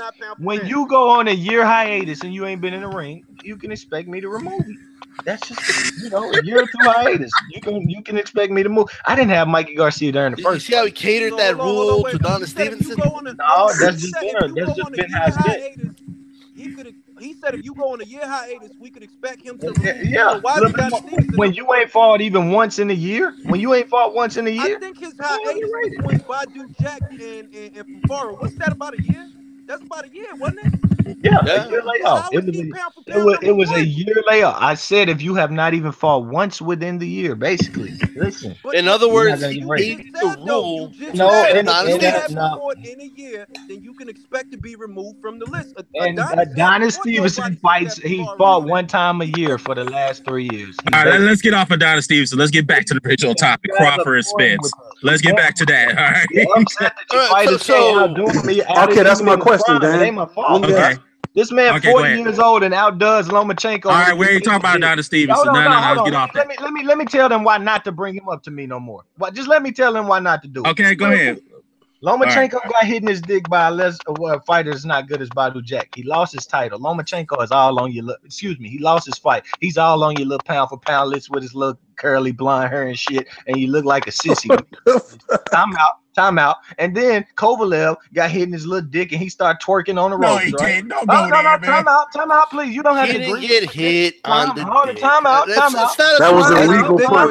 You don't have to defend Ward. Let me make my point. If you don't believe he was hitting the nuts, fine. Me personally and other people feel some of those shots was low and Ward was dirty throughout the fight sometimes. So look, So there hold were on, low waist, but they weren't on the So balls Zeke and shit. didn't, and you the don't have American to Right. protect Athletic Ward, Commission bro. didn't. You don't So have I to don't know what protect to him. say. If you don't believe it, you don't believe it. I'm not here to call Ward nothing, but I felt he got hit in his dick and he started twerking on the ropes. Adonis Stevenson at 40, well past his prime and on a year layoff, took the same shots and retained his title. So as long as you got them little bitches on your list, twerking on your list with their little blonde head and their little bullshit, get the fuck away from me. You can't fucking talk with me. Okay? T, what the fuck are you For talking realness. about, T? For realness. The hell? All right? I Them literally pussies don't. lost. So That because nigga showed heart and grit and You saying retained his that because he title. took dick shots that makes him a pound for pound fighter? Is that what what? you're saying? That No, he was a pound for pound number He's one got before that. balls to steal. You know what I Yo, I mean? came on and all I heard was dicks and twerking. What the He fuck was is going pound for on? pound way Pause. before that, and you didn't want to accept it. But you saw that your fighters, like I said, they lost their fights. All This right, man you know, returned his I I have title. a don't want to question. talk about dicks and Okay. all that shit no All more. right, So yeah, let's let's get off that all right. now. Let's I have a question. get back to the original topic at hand. Crawford versus Spence. You had a Yo, question for me, yeah,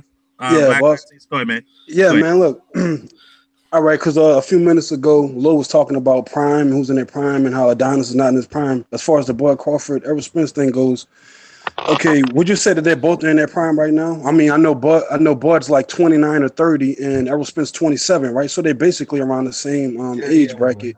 All right. So who has a higher ceiling? Like, who do you think at the end of the day, when their careers are said and done, who's going to be considered the better fighter, the greater fighter? I You think know, they like both gonna be judged at what they done at the welterweight division. People are going to. No, it's not just the that. welterweight See, division. what? That makes no sense. That makes no sense. That makes Hold no. on. He asked me the question. Can I answer? He asked me the question, then I'm gonna answer. You can answer it. He asked me the question. No, No, so let me answer it first. what's Wait, this hold on. interview Stop. low, or are we all gonna give our thoughts? Let me get my thoughts. Let me get my thoughts. No. Let me get my thoughts. And Low, you come in, then anybody else can come in after Low. My thoughts is that me as an old school boxing fan, your career don't get based on what you did in one weight class. It depends on who you fought and how you fought. No matter what weight classes you fought. If you fought multiple weight classes, that's how you get assessed. And Crawford has done more work in all three weight. I mean, well, the third one he's doing some work now, but in his last two weight classes, he did a lot. Yep. All That's right. right. So He'll be remembered more. he'll be more remembered than Errol Spence, in my opinion. And not just that. I feel like whose trajectory is still going up. Like who's still, even though Bud's a little bit older. Hold up. Let he finish, man. Go ahead. Even though Bud's still, Bud's a couple of years old, I still feel like Bud, like I think he's still going up. He's still ascending, and he still has a long way to go. I still think that the best is yet to come. I mean, he's just Terence, Can I tell you a fact? Can I tell you a fact? A bit of a fact. Only one of these guys fought in front of 30,000 people because they had a fight that actually had fans interested in who would win and who would lose, and not some, he's fighting for a title, fourth one.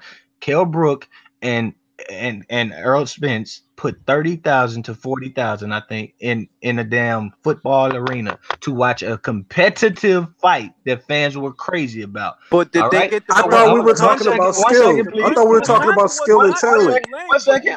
Let Low finish. Let Low finish. He said what's going to be remembered. He said what's going to be remembered. Let him make his point. So I don't believe that I don't think Terence Crawford fought Alexis Aguayo, Aaron Pryor, or no damn Duran at 35. That's just like saying Floyd Mayweather if he only won title. Please. What the hell? Please. Let him finish. Let him please, finish, y'all. Let him please. finish. Let him finish. That's like saying Mayweather would have won titles at 35 versus, let's take some of the good names out. Let's take the Diego Corrales out at 30 and 35. Let's just put in some Burns level fighters. And he won one at 40 with some Burns level fighters again. And then he went up to welterweight and he never made it to the Pacquiao conversation because he really wasn't that good. Nobody's going to be like, oh yeah, we remember all of this 135, 140. Danny Garcia isn't going to be remembered for, just 140, 140. But he is where he is now. Says who? Says who though, Lord? Come on, Lord. Now. Let him make his point and let's just move on because it's going to become a ridiculous clown show here. That's it, bro. That's the truth. If Floyd Mayweather didn't do good at 147, he wouldn't be remembered like that, bro. Like he finally was in a deep division. Crawford is finally in a deep one. Look at what happened to Haddon when he beat Haddon, right? So look at how many Brits came out for that fight. They came to Las Vegas for that fight. 147. Let's be fair though. The Crawford and Gamboa fight sold out, and there were 20,000 people that showed up for that fight. Nearly close to like Crawford selling out the shit in Nebraska all the time and snowstorms and shit. What are you talking about? His city. Anyway, he nearly packed the MGM Grand over there in Vegas against. Let me just say this. Came over to see him. Errol Spence okay, are we debating who's more popular, like who's fought in bigger arenas? Or are we debating who's going to win the fight? Exactly. Hold up. Let me get Ring in it. Go ahead, Ring. Does anybody know which Errol Spence fight brought the Prince of Wakanda? Because I know T'Challa was in Las Vegas this weekend for the Terence Crawford, and T'Challa was there. And Ricky Rose was there. There's a lot of important people. Somebody tell me how many tickets is Errol selling in Dallas? Y'all ain't heard about that? But that's not what I asked. That's not. I'm saying. How many? Y'all ain't heard about that? This man is selling tickets out the ass down there in Dallas. Hold on. Let's not act like it's just one person doing it now. I thought it was about boxing, man. It is. But I think we all have points to make. So. The question I asked, it was just I just wanted to know, like, who, at the end of the day, when it's all said and done, who's going to be considered the best? Who do you see accomplishing more? Can I answer that question? I think it's going to be Terence Crawford based on accomplishments because his accomplishments are the kind of accomplishments you hear when you hear about Roberto Duran, when you hear about Sugar Ray Leonard, when you hear about Hitman Hearns, that this is a multiple division champion, that this guy fought in several weight classes. Errol Spence's story is still in the beginning. I'm not saying he won't, but we don't know. We only basing it off of what you're doing at 47. You ain't done a whole lot at 47 I'm not saying you won't, but you ain't done a whole lot at 47. When I look over at Crawford, that's an extensive body of work that spans 3 weight classes, several world titles, Ring Magazine belts, several champions. The body of work is already extensive today, whereas Errol Spence has only had 1 title defense. So why are we acting like, all right, he Leonard or something like that just because he beat Cal Brook off a loss? Like, this is crazy to me. It's crazy to me that, like, okay, he beat Cal Brook. That's cool. I'm not even saying that's bad. But Cal Brook did get his ass whooped the fight right before that. Am I lying? No. Ricky Burns got his ass whooped the fight right before that. You know how many rounds Terence Crawford needed? All right. Look, can I make my point now? No. Hold on. Hey, this isn't the little show. Wait. D never answered the question. Let D-Style answer the question. I was asking it to everybody, not just Low. Let D-Style get it. We all want to get in this conversation. Not everything said is directed at you, Low. I don't know if you know that. Okay, but anyway. So who has a higher ceiling? Let me just say this, okay? First of all, right, we can't just dismiss everything Crawford's done because you personally don't like certain fighters that he fought, okay? Mm-hmm. At the end of the day, he fought who they put in front of him. At the end of the day, he conquered those divisions. Mm-hmm. And then he moved on when he was ready to get conquered. Okay, I'm sorry. Let me reword that. He moved on when he was ready to conquer, okay? So and he's going to move on in his time. Right, this isn't a dude that moved up to 147 when he was finally way past his prime at age 40 or something. No. He's doing this in his prime, right? Mm-hmm. He's moving up to 147 in his prime, and he's not going anywhere, right? Mm-hmm. Crawford's ceiling, it hasn't even been scratched yet, right? It hasn't even been scratched. And just to put context, Exactly. To put context on what his trainer was saying, all right, was because we don't want to put context in it for some reason. His trainer's saying he could have fought. We were ready for 147. We could have been ready since he was fighting at 135. He could have, but they moved up when they felt they were at their peak. Okay, and that's what a fighter should do. Okay, you move up to the division not on somebody else's time. You move up on your time, right? Exactly. And right now he's moved up. Like, you can't criticize him for never moving up to 147. He's here now. Yep. He's here. He just kicked Oh, down yeah. that door. So here now, He's here like, now, yo, I'm now here. means that he ain't fought none of them yet, and that's All right, Yeah, hold on, Spence. Hey, Lo. What about you, Lo? You had your turn, Lo. You had your turn. Sit down. Right? Here now means he ain't fought nobody. While them other Well, people hey, fought wait, let me somebody. get into Shut this. So up, first bro. of all, hold But on. didn't Errol tell him to get a title first? That's what he did. He got a title. Yeah. Errol So got a anyway, title. I just want to bring up this point really quick because Lo keeps interrupting, all right? Errol Spence was on First Take, and they kept that. Max Kellerman wanted him to say the name Crawford. He couldn't say the name. Okay, Yep. like, who do you see anywhere in or and around your division that you could have a fight with? And he said Thurman. Right? Is there anybody else? Anybody else you could think of? Nah, it's just Thurman. I mean, and then when they brought up Crawford, he was real dismissive about it. Yes. His mannerisms were a little, I just got to be honest. I mean, he didn't talk about anybody else like that. Right? Then Can he I said, say oh, maybe. Yeah, get it, Rick. I After just D-Style, wanna say, go ahead. He said, I yeah, know well, that maybe if he gets the win, maybe this, maybe that. I'm gonna But- give Errol the benefit of the doubt, right? I'm not going to try to interpret things that I don't know. I'm not a mind reader, but I know what he did say, and he did say to Crawford, "Get a title. We can have that fight," and that's what Crawford did. He got a title. That's what the man said. So you sitting here saying, "Oh, he going through the motions right now." Okay, you big up Errol Spence for being whatever he is, and Crawford is here to fight him now in his prime. Man, Yes. He's here now. It's I'm going with you. down Yeah. now. thankful. Good. Finally. But Shit. at the end of the day, it's Finally, gonna though. get done. Finally. I It's ain't gotta gonna see get them. done, I ain't man. gotta see no more Ndongos. Finally. Thankful. Right? Oh, so you Right. happy with Leonard Bundles and Chris? Yeah, exactly. No, I'm not. No, I'm not. No, I'm not. No. It's not that I'm happy with Leonard Bundle. Or I'm Phil unhappy with Greco's. well, no. Let me make a point. I'm unhappy with the rest of the division making him fight those names. That Look, don't at want to. the end That's of the what day- I'm But at. T, at the time Crawford fought Ndongo, less was known about Ndongo as being a loser than was Bundu and fucking Chris Algier. We already knew they were losers by the time Spence got hold of them. Hold on. Matisse got a much better than win. Not Matisse, but goddamn, what's his name? Algier got a much Algieri? better win than Ndongo do. He Murza Provodnikov? He beat Provodnikov easily. Provodnikov? He beat him. He beat him wide. Punching bag? Didn't Matisse beat Provodnikov? He took his title. He took his title. Yes, he beat him. In my opinion, he hit him with 3 to 1 punches. Damn near every. Wait. Didn't Matisse and Provodnikov fight? Yeah. Yes, He they beat did. the John crap out John of him. Molina Nah, he beat beat the crap out of Provodnikov him. and Matisse Crawford barely beat got John out the Molina. fight. Hold on. But Matisse barely got out the fight. No, Oh, go ahead. So beating Provodnikov is a big deal. Well, John Molina No. beat When Provodnikov? he beat him when he was undefeated after he had just given Timothy Bradley hell, Provodnikov that lost, was a bro. big deal. He had That losses was a going big into that deal. fight. What are you talking Whoa, about? bro! Listen, all I'm He saying. lost on he ESPN Friday Night Fights, bro. He had just gave. But he lost to Mauricio Bradley Herrera hell. before that. On He Friday had Night just- Fights. No, You know, he Fight did Night not. Fights, that was way back. Dog, he was the champion when old boy beat him.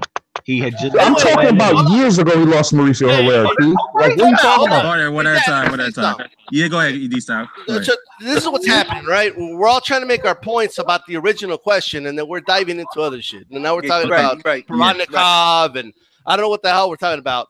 Okay, we're going to very low places, but I will say this.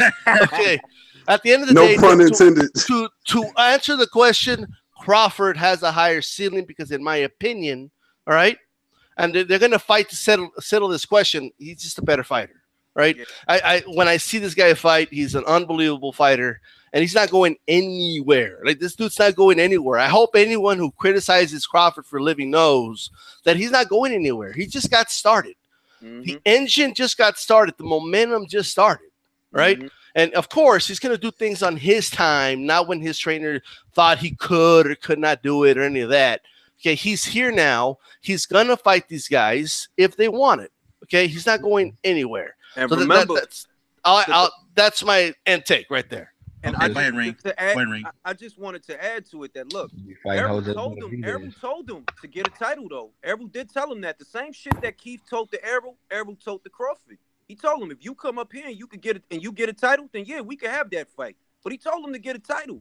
So there's not a lot. I mean, it's not a lot of reasons for you to look at a 3-division champion and say that there's no substance there. If there's no substance in Crawford's resume, then there's even less substance in Errol's. Even less. Dog, Kell Brook better than every name on the thing, bro. I don't care. Dude, he ain't better than Gamboa. I don't give a damn what you say. He ain't better than Gamboa. You better scratch that off right now.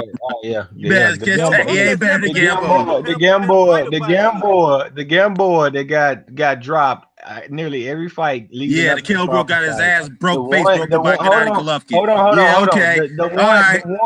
The one that was on a year layoff that hadn't been fighting and was basically kind of coming up in weight. Yeah, the Kell Brook coming off a loss. How could you give surgery to your face over a year on the couch? All right, hey, whoa. I'm gonna outdo you. Ricky Burns had just got his jaw broke. Terence Crawford needed 12 rounds. Why are we talking about Ricky Burns, dude? Quit acting like because a person you acting like because a person got a facial injury that they're gonna lay down and break. Well, if that's the case, why did Terence Crawford need 12 rounds with bum ass Ricky? Why? Tell me. Ricky's never been knocked out, bro. What are you talking about? Bum ass Ricky. Okay. He's never been knocked out. You're levels above. Please go do it first. Nobody stopped Ricky Burns. What are you talking about? He's only fought Beltran. Who is he knockout in every fight he had, bro? Get knocked out. Who is he? I'm gonna look up all of Spence's fights right now. Let's see who he didn't knock out, and then we'll talk. I mean, if you want to go, we're comparing his face, this broken face thing. You're discrediting this man because he beat a guy that had. But Lou, I thought we agreed earlier. In the beginning of the debate, I thought we agreed earlier that we weren't going to talk about their opponents and all that stuff. We were going to talk about their skill set. What they're talking about, Kell Brook, and I'm talking about Ricky Burns. The same situation. This guy had a broken jaw.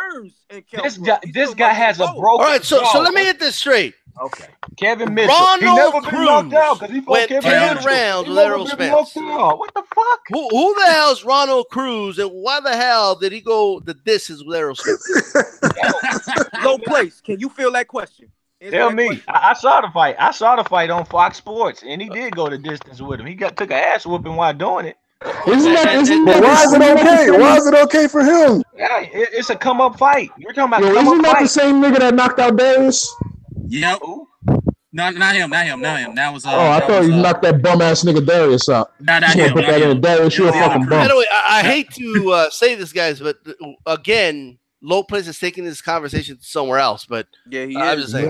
Yeah, we LowPlace simply stating that if you're going, LowPlace is saying if you're going to use this face thing, use it for Burns and tell me why didn't he get stopped? It's not. Look, Ricky Burns has an injury to where Victor Ortiz had. You're the only one bringing up Ricky Burns' name, bro. I don't know, bro. Skill for skill. Like, he's not the only dude Crawford's fought, bro. I don't like the point because the point is touching something that you don't want to argue. It's true. Crawford needed to. He won every second. Okay, and Errol Spence stopped him and made him quit. He broke the other side of his face. Hold up. One at a time. Okay, let Ring IQ get in. Then people come in after that. Go ahead, Ring. Now, the focal point here was comparing what is arguably their best wins. Crawford's arguable best win is Gamboa, not Ricky Burns. Yet you keep interjecting them into the conversation when we talking about Gamboa in retrospect to Kell Brook.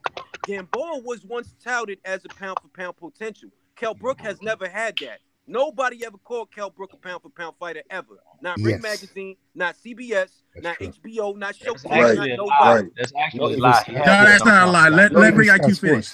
Not nobody. Not nobody. Now, it's a matter of fact that, Gamboa was coming off a layoff, in a manner of speaking. It was a couple of months of inactivity, granted. But that's not worse than the doctors going through your gums to fix your fucking face. That's not worse than that. You're talking about a guy that was already struggling to make that weight as opposed to a guy who's moving up in weight. And he already had a fight in the weight class with Darlise Perez. So, I believe that Darlise Perez was undefeated. Whereas Whereas Kell Brook was already planning on going to 54. He had to drain himself, going from 160 back all the way down to 147. And you call that a better win. Exactly. And you want me to take credit. Blind You him want one me to take credit from Spence because Kell Brook was ducking him and running from We him. not taking credit away from Nobody's Spence. talking dog. about none of that. I'm not doing it for you, brother. We're not I'm taking credit finna away sit from up Spence here for that reward win, bro. Ducking. I'm not finna do it for you to have your point made. For So you to get ducking your makes you great. Oh, So whoa, ducking whoa, makes you basically, great. whoa. I guess. Listen. I'm not I guess. finna reward ducking for you to get your nut off, bro. You like to argue. You want your nut off. I'm not finna Man, avoid you be this. I'm taking not this to finna, low places, no, man. It's moving I don't know. goalposts. Who's ceiling No. is higher? That's the Yeah. conversation You we're don't having. want Kell Brook should have fought him when he was supposed to. He ran from him.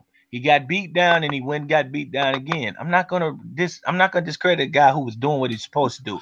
And then Kell Brook got in there and he looked good too, didn't he? Looked like a damn good fighter and still got stopped. Well, here's the problem here. We're not just hold on, Ring, real quick. And it didn't Hold on, need real 12 quick. rounds. Wait, hold up. I'll let Ring get in, but let me say something. We're not discrediting Errol Spence's win over Kell Brook. We all agree that's a good win. But we're telling you is if you want to put it in proper context, the guy was coming off a loss and had his face broken. It's not a better win than Gamboa in your hometown. No, okay, then that's what we disagree. It is a better win. Across the It is still water better to fight a guy your Gamboa's own a size. better win. No. Better See, than this is what you Baby do, bro. Boa. This is what you Gamboa's a do. better Whenever win. somebody's trying to make a point, when you hear something you know you're not gonna like, you want to try to interject and try to move the goalpost. You talked enough, bro. You talked enough, bro. But my point is that we have difference of opinion or agreement here. But the fact is, Gamboa is a better win. Many people on here we would agree that's the case. In your hometown versus smaller man is better than going to fight the I have to champion be in his honest, backyard man. and stopping him. I got to be very honest. So I want to hear what other people have to say. Okay, other than LowPlace. Okay, I want to hear what they got to say other than you having to say about me. So that's fair. I want to know. Honestly, Look, I was talking. Hold on. Stop. Shut up. If you gotta mention LowPlace, you can shut the fuck up. Hold up, man. If you gotta mention LowPlace, you can shut the fuck up. Hold up, bro. Chill out. Relax. Okay. Relax. Again, this dude keeps bringing up Ricky. Why are you muting him, bro? Nah, come on, man. Don't do that. It's getting stupid now. Yeah, go ahead, D-Style. Finish your point, man. So check this out, okay? The conversation is whose ceiling is higher. Mm-hmm. It's Crawford's.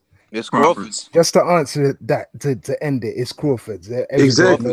I'm not disrespecting you. Don't disrespect my fucking name. I don't give a fuck how much you talk, motherfucker. All right? So if you got to mention LowPlace, maybe you should shut the fuck up and mention somebody else because I didn't disrespect you. Talk about stats. No, man. At the end of the day, look, I didn't say something personal about you. I didn't disrespect you. Look, as I said before, if you got to mention when I'm speaking or something, you can just move the fuck on. That's all you got to do. I don't give a fuck how much you talk. At the end of the day, and there we go. I'm trying to finish my point. No, man, you're making yourself look stupid now. No, we don't have none of that. We ain't have none of that. I'm just letting you know if you got to mention my name, you can just come on, Low. It's all good, brother. It's all good, it's all good, brother. Come on, Low. It's all good, brother. Relax. Okay, now we all look like I said, man. Hey, stop muting him, man. Damn, stop it. All right. Anyways, the fact is this, man. The fact is that I just can't see how you keep making one argument and you keep moving the goalpost when we're trying to stay on the same argument, bro. We got to stop doing it. So this is directed at Dan, okay? Yes. Go ahead, man. So this is just me. I'm just interested. I want to know what everybody else thinks about whose ceiling is higher, okay? Mr. X feels that I'm disrespecting him. No, I'm not. I'm just saying we're all on the same level, and we all should have an opportunity to give our thoughts on that question. Right. That's all I'm saying. Okay. Yes, I agree. All right. So I think we all agree that Crawford's ceiling is better, though.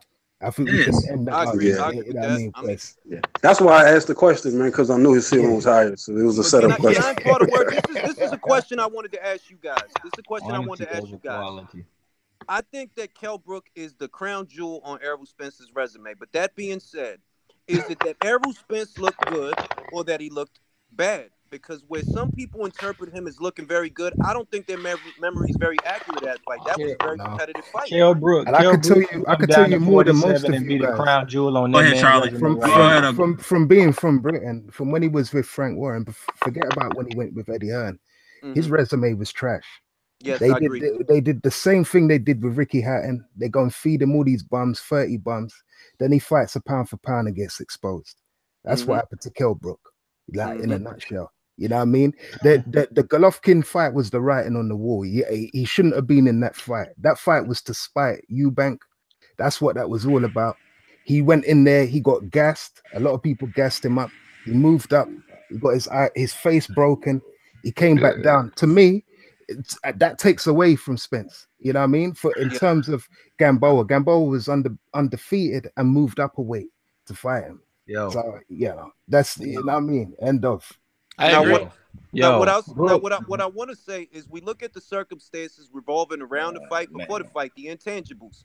The intangibles in the Kell Brook fight was that this is a guy that was struggling to make weight, and he was planning to go to 54 ahead of the Vargas fight. Most people don't remember that he was supposed to fight Vargas, and he took Triple G fight on short notice.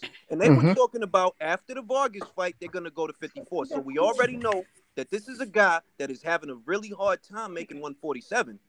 So Errol Spence, when he fought Kell Brook, he's facing a Kell guy. Brook would be the crown jewel on Terence Crawford resume today if they fought. And you even said that earlier. You said that'd be a great fight. Like, so what the fuck are you talking about? What are you talking about? Why are you even talking? You know what I just said is true. Wait, hold up. You know what I just said is true. Kell Brook will be the crown jewel on Terence Crawford's resume today if they fought tomorrow. You know it's true. Say nothing like you that, know it's true. You said it'd be a spectacular. You said it'd be a great fight earlier in this conversation. No, that was actually Blklatinceez that said that. Come out, man. You just heard the point. Yeah, I know it was true. I'm out. Like, we see the intangibles surrounding the fight. What the fuck was this point right now? Wait, what did I do? What happened? What did I do? Now, this is what I'm saying. I'm trying to get you guys' opinions on how Errol looked in the Kell Brook fight, because the fight he looked bad as well. He looked bad. He looked bad. I'm not gonna lie. He looked bad. There's a lot. He looked one-dimensional. Yeah. I thought he struggled. I thought he struggled for the first 4 rounds, but I thought after that, I thought he pretty much beat the shit out of Kell Brook. He dominated. Umar, I'm gonna say this much. But he looked bad though. I felt like Errol outlasted him as opposed to outboxed him. He outlasted him. That's a good way of putting it. Yeah, that makes sense. Yeah. And Kell Brook quit as well. I feel that way too, that he didn't want no more, because Kell Brook said it himself. Kell Brook said it himself when he heard that pop. He recognized what it was from the Golovkin fight, and he didn't want to go on. Right. Now, that shit was close on the scorecards when Kell Brook quit. That shit was close. And can't nobody on this line say that was a wide victory for either man. No way. I agree with you. It was a good fight, yeah. It was a good fight, but it was a competitive fight. And I'm looking at Kell Brook as an opponent. I don't view Kell Brook as a guy with very many dimensions. He's just a very sturdy welterweight with a good 1-2, good set of legs. But he don't have that X factor. You're right. Yeah. Would y'all say that? Would you say that like Kell Brook is more like a technical fighter? He's not very, very talented as far as like he doesn't have blazing speed, doesn't have I'll tell you what it is. I'll tell you what it is. All of them guys from Sheffield, that out of Ingles gym and all, they're known for their physical attributes, their footwork.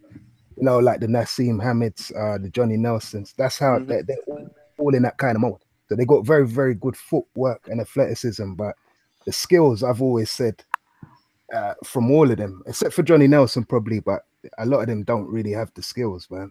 So I don't see Kell Brook as being a skillful fighter. No, he just knows how to use his strengths. And I agree with you that, see, I always looked at Kell Brook in the same kind of spectrum that I view Errol Spence, that look, Kell's a good formidable opponent at 147 pounds, but at 154, that'll tell the story about what kind of fighter he really is.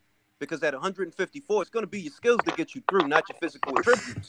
Exactly. Has always been a very sturdy welterweight, as Errol Spence is a sturdy welterweight. So when I see Errol fighting Kell, and I know what Kell's coming from, I don't see Errol looking great. I see him; he's holding his own, but he don't look great.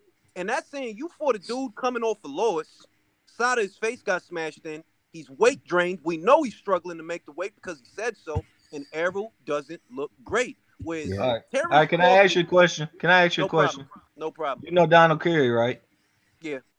So Donald Curry lost to all these 154 pounders, black Negro League like fighters, right?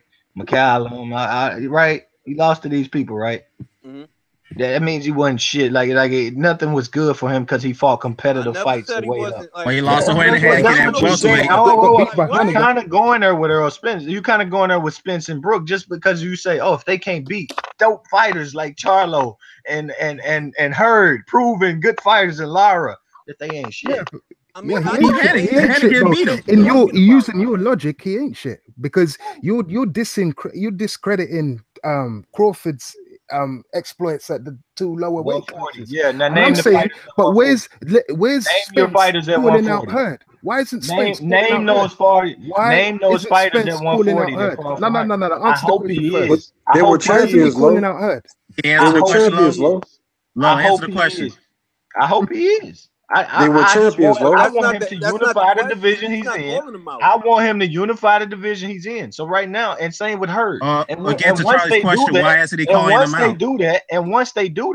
because he wants to unify the welterweight division. Is there something wrong there? No. Nothing wrong But with that. He needs to make that fight with Crawford right I'm now. simply saying if you go up and you lose to fighters like her, and it's for Crawford and anybody. You go up to maybe you were just supposed to because they're not bitches that's gonna let you come into their home and rob them blind, bro. That's not what Charlo may be made of. I don't see no hole in them. All right, this just is what it is. They are not no Ndongos. They are not no. What's the dude that Crawford beat for the WBO belt to train I under don't What's know that Robert what. got to I do Garcia? with literally anything, don't know though? what Please, he's taking. Why please is he hold not on. calling them out? What's Why the is he not dude? calling What's them the out? dude that he I beat for the literally don't know WBO what. belt? Why You is he don't not All right. calling remember. them You out? don't even Why is he remember the not Uh, dude's calling name. them Can I out, so say G? something? Hold up, hold I up. Let me just say asked you a something. question that he still Y'all hasn't don't even answered it. remember Why the isn't he dude's calling name them that out? Crawford beat for the Yeah, WBO belt. exactly. I'll Hold tell on. Let you me why get he Charlie. ain't so Let me calling ask. them Spence You out. so don't Spence remember goes his up to name. Wait. Let 154. Charlie finish. What Let Charlie finish. Go ahead, Charlie. he, Don't Finish, nobody he Charlie. remember their the name. whole thing is I'm just trying to get to it. You're saying that you're saying Crawford, you're holding Crawford to all these standards until he does something at 147, basically until he beats Spence. He hasn't done shit in his whole career. That's a whack And division. Spence, for all this shitty fights he's had, Bundu, who was already beaten by Furman, so that tells you how good Spence is, right? And then I'm not even going to talk about LaGreco and all the rest of them. Yeah. Why isn't he calling out Hurd? I'm just saying, just answer that question. Because Why isn't he calling out Hurd? he was calling out the unified champion. He was calling out Jeff Horn as well. And Herman's he no And wanted to longer Crawford unified unify the called champion. him division. out. I don't have no reason for him to call out her right now. I have a Thurman's reason no for longer the unified All right, champion. bro. Thurman's not getting back I anytime know he soon. So was. I said he was calling him out when he okay, was the all right. unified champion. So who needs to be calling out her is Charlo, and they're Why doing don't he it. call out Crawford then? I'm not Why don't he worried call about. out Crawford? Yeah, he Hey, don't Why, call out they are Crawford. talking about fight. He told Crawford, "I'm gonna take all the belts on my side of the street. I'm gonna come well, get he need to yours go make too." that fight happen right And he now. said, And "I'm I gonna hope he come He get does. needs to yours fight him too." now, though. Why you gotta He worry? avoided. Like, All right, well, hey, Bob know how to make fights. Bob I know how to mean, pick up the why not phone. look at it this way? I feel like at Bob their trying to age, sign everybody else. Go sign Spence. You know what I mean? Go make the w- fight. I'm gonna when you're say this. looking at the when you're looking at their age, like shouldn't Spence have like a little bit more pep in his stuff, considering that he's approaching 30, and you know how it is with boxing, and boxing is so fickle. Like, shouldn't he mm-hmm. be kind of pushing himself a little bit more? Because I Yes. mean, Bud did not need that fight at Saturday. That fight that happened on Saturday to be a Hall of Famer. He was already a Hall of Famer. He's already done shit that no one's ever done. No one's ever been undisputed at 140. So he's in the record books already. So he doesn't have to do anything. And he just jumped up to 147. He's already a champion, just like Spence is. So he's Mm-hmm. already like it's just not a fair comparison. So let's Not not at all. bring up older Yeah, fighters that they fought. One hasn't Well, fought in a let whack me ass get to the division. comment. Hold on, Mr. hold Jeff on, Horn, D-Style. can Hold up, we D-Style. say Hold up. this as well, Hold right? on, Since we're talking about opponents as Charlie, well. hold on, Charlie, 1 second. Go on. Before you get in, let me just go to the comment section real quickly. Ahmad Thomas said, "Hey, look, Crawford and Spence don't need to fight each other right now. They can beat up all the other guys and then meet up a year now so they can make the fight bigger." Do you guys agree with I that? mean, That I sounds don't like agree. Can protection I answer that? for Can I both answer that? fighters. Look, That sounds Yeah, like go. a protection thing. look. But The go way ahead, I feel about it, Drake. it's okay if they fight a year from now. I'm not saying that. These questions are all geared towards LowPlace's standard, the standard that he's holding Crawford to, that he's not necessarily holding Errol to. That's why the questions are formatted the way that they Keep are. yourself I'm in a whack perfectly division. okay. I'm perfectly okay with Errol Spence fighting the winner, Danny Garcia versus Sean Porter. I'm Yes. okay with that. I'm okay with Crawford fighting Jose Benavidez and to keep busy. I'm okay with that because I would like for the fight to be built up. I want these guys to make money. I'm not mad at that. I I'm was going to just bring saying, that up as well. Porter's not going to. If Porter wins, he's not going to fight Spence. I agree. He's already said that. And He said that. Oh shit! Yeah, he said that. Garcia is willing. He said if he wins, he's willing to fight. So Spence is in a good position. There's no excuses now. Crawford's got a belt. He wants to fight him. Garcia's on his way to obtaining the belt, possibly, and he wants to fight him. So that's that. I don't want to hear about down the line years. I know the person's saying it in context, but it sounds like protection of either fighter when you say, "Oh, they don't need to fight him yet." That's like you trying. Yeah, I agree. I kind of agree with Charlie on that because when you say things like that, then the process kind of gets dragged out longer than 1 year. It can take 2 years. It can take 3 years, 4 years. We went through that with Pacquiao and Mayweather. But the A side, and I agree with the offer. I think he should make the offer. The A side, he should make the offer. Like he really should. He been to all these champions, y'all call him. He's a Hall of Famer already. He you know the big shit already. But he is, like, if you want, I'm not denying it. I'm not denying none of that. All I'm saying is, if that's what you are, if you are all that, make the offer to the guy that you guys are saying he's really wanting to fight so bad, and don't go fight Jose fucking Benavidez. Let me just answer that a second, right? Jose Benavidez. Okay, Charlie gets in. Wait, up. Charlie gets in. Then Ring gets in after Charlie. Because the money. Because I was thinking that earlier. Not being funny. If Spence is as good as you say he is, right? And shouldn't he be the one putting up the money, or his people, or whoever? Shouldn't that responsibility lie on him? Because Joshua does it. You know what I mean? Wilder gets it done. Why is not Spence not getting it popping? What? If he's so great, like you were saying, Floyd Mayweather era. Terence Crawford is the A side of the let Charlie finish. Let Charlie finish. I'll say it again slowly, right? Oh my God. If he's the guy that you're saying he is, right, and he's the number one welterweight, right, or whatever it is you're saying, the responsibility is on him, right? He's only got the one IBF belt. If the WBC belt's being contested no, it ain't protection. I'm saying for Crawford, for Spence, sorry, it should lie on him if what you're saying is right. Exactly. All the responsibility. This same Crawford that went in he went into the 140. And he offered everybody, but them easy belts, he offered them quick contracts. They was A side, and they knew they was. Now he need to start. I need to sit back. Okay, but what if I'll make the point about no, hold on, Ring. Hold on, Ring. Hold on. You interrupt. Wait. Let Lo finish, and then Ring gets in. I was making a fair point. Crawford offered Ndongo. He offered Postal. He made all of them offers to get them easy ass belts because he was the A side and he was the man doing the numbers and he was the guy being looked at as the guy. Easy. They were the champion. Please. Let Ring get in. We got to change it now, though. Okay, this is gonna be my question. Errol Spence got to do it now, though. This is some bullshit. Let Ring get in. Go ahead, Ring. It's your standards. It's not protection. No, that's what he's done. Hold on, Charlie. Hold on, Charlie. Let Ring get in because Ring get in first, and then you get in, Charlie. Go ahead. Okay, now we know we don't have to interpret what Errol Spence said because Errol Spence said in plain fucking English, I got to clean up the side of my street first. So don't try to make it seem like it's Crawford that's delaying the fight by not making an offer when Errol Spence just told him, I got to clean up my side of the street first. Meaning he talked about them. That's what he said. That's literally what he said. So don't try to put it on Crawford to make an offer to Spence when Spence is basically saying he has his eyes on other people. He has his eyes on other people. They've been welterweights. They've been welterweights longer. They've been the guys. Can I just add to that? Can I just add to that? Okay, Charlie, get it, Charlie. It goes back to the same point about if that's what you're saying. Oh, he made all them offers to get his belt. So what? He made the offers. And he beat the guys who had the belts and he done his thing. Why isn't Spence, and I'm going to say it again, calling out anybody at 154? What the fuck? Why isn't he? Because you're saying that Crawford a roadblock from these fights that we want. Why are you setting a roadblock? There's no roadblock because you know. I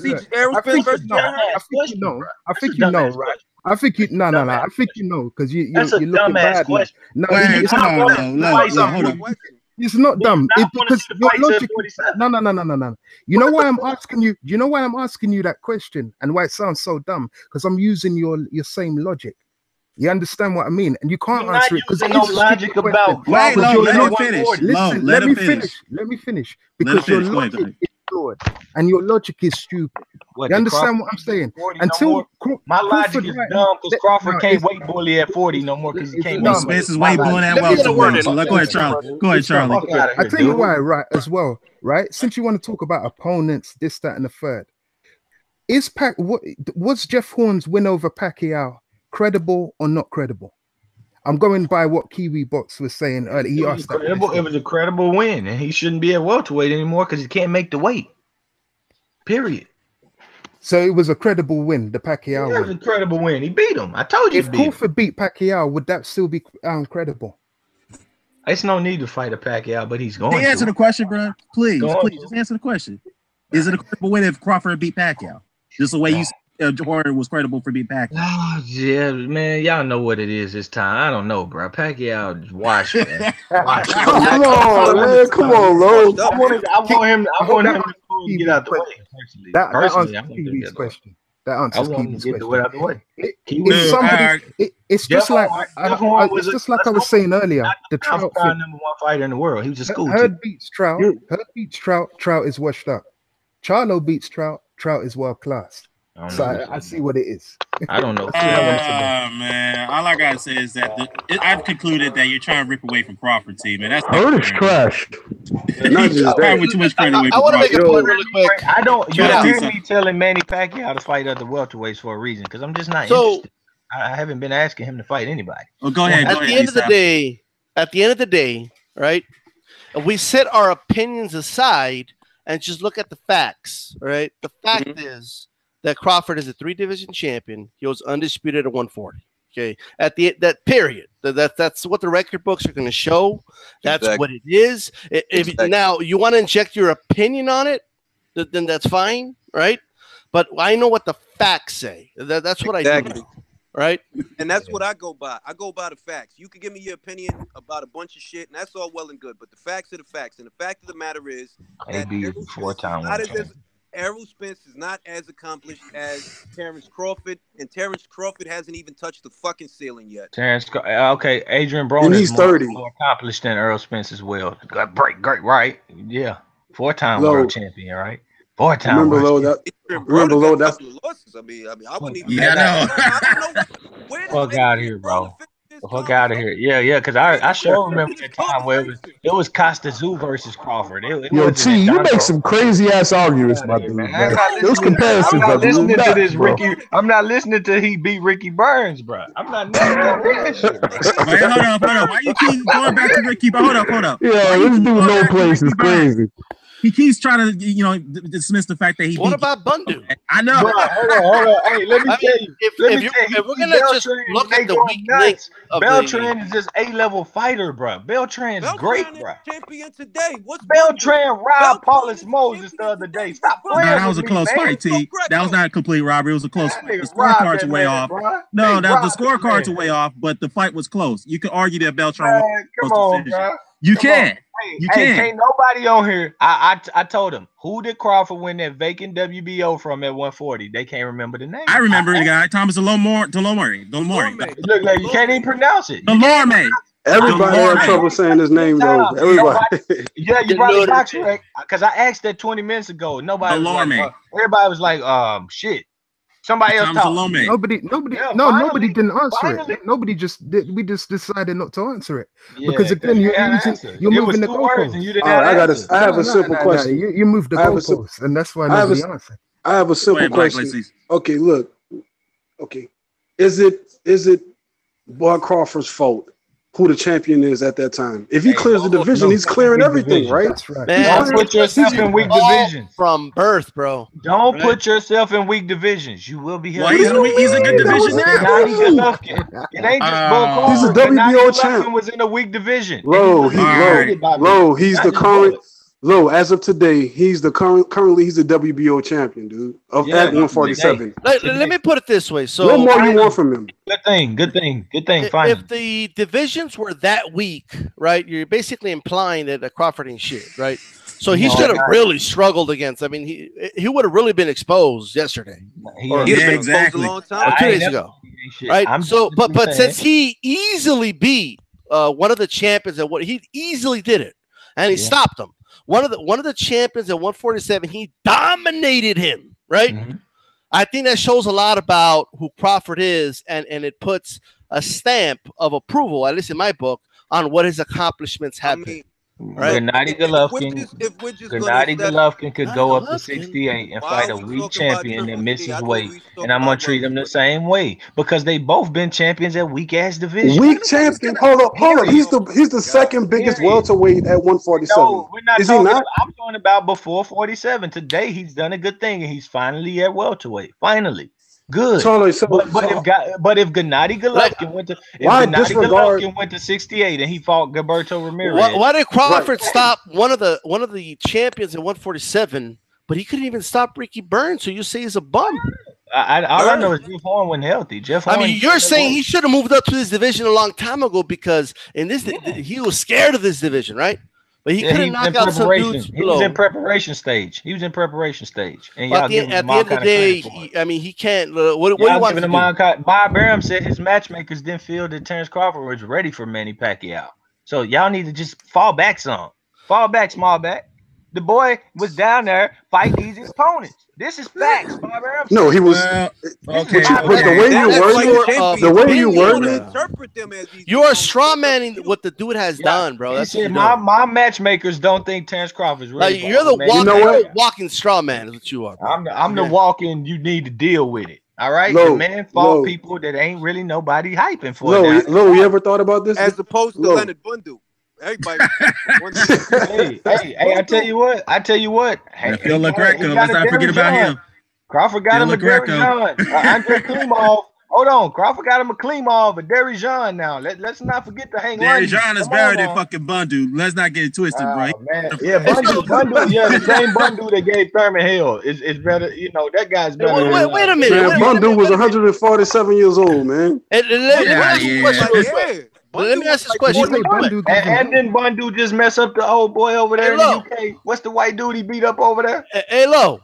I mean, Frankie Gavin, he stopped undefeated Frankie Gavin over there. No, he didn't stop him. Lo, I have a question, Lo. All right, because it just hit me, but you said something earlier, and it's real interesting because you're just tearing everything Crawford's done apart. But just earlier, you said this is your list. You said he's number 4 pound for pound on your list. Yeah.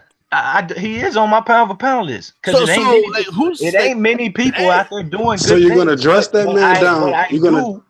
No, listen to me. It ain't many people out there doing good things. It really ain't. He's the 4th best fighter in yes, entire sport. It ain't many. Listen, it ain't many good resumes out there. Ain't many good resumes out there. Well, let me ask you this. Terence Crawford is a 3-way. Hold on. Terence Crawford is a 3-way champion.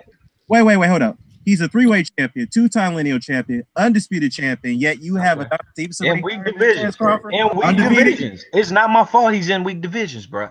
Stevenson knocked out a guy. Hold on, wait. But Adonis hasn't fought anyone since. If you hold yourself in the weak division, then that's gonna be on you. Adonis hasn't fought anybody but Dawson. Let it sink in. That you think Adonis. All right, okay. Bell use nobody. How can you use the weak division argument? Bell use nobody. How could you use the weak division argument that he hasn't fought anybody? Worth argument when Adonis. But before that, he was. Fun Fire in top 10 and 6'3" at the weight. And with top 10. Here we go. Top 10. He was fighting once a year.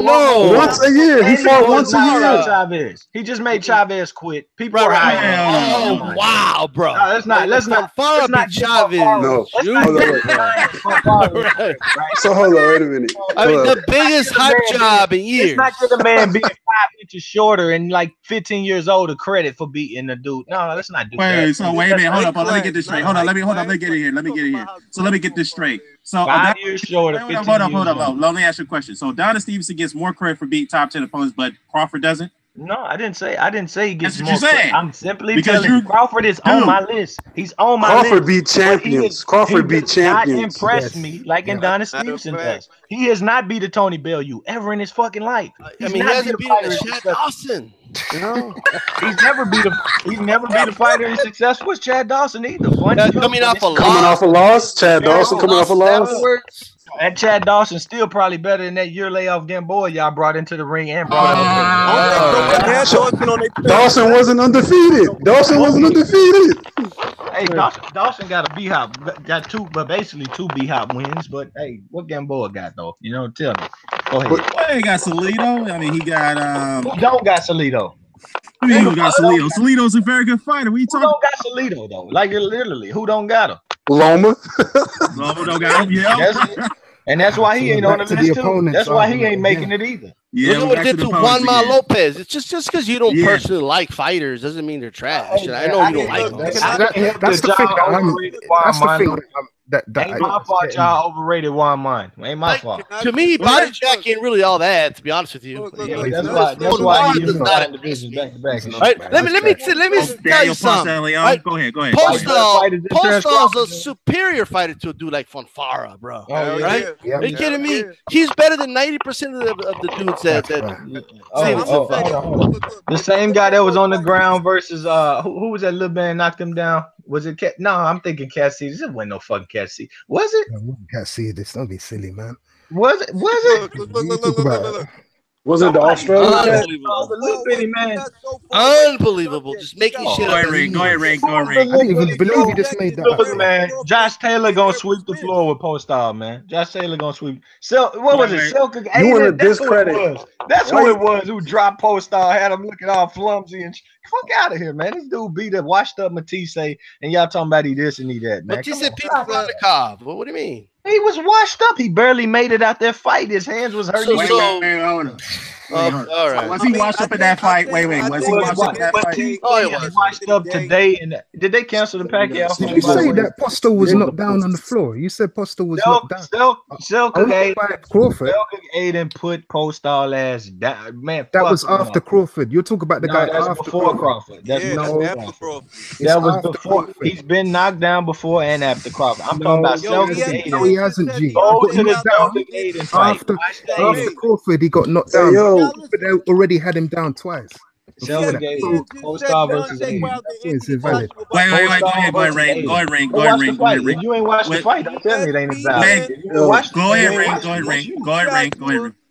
ESPN just said, because I got the app, that Deontay Wilder and Anthony Joshua is about to scrap. Oh. Yes. All right, let's do it. Yeah. According to Dan Raphael. Yep. Yeah.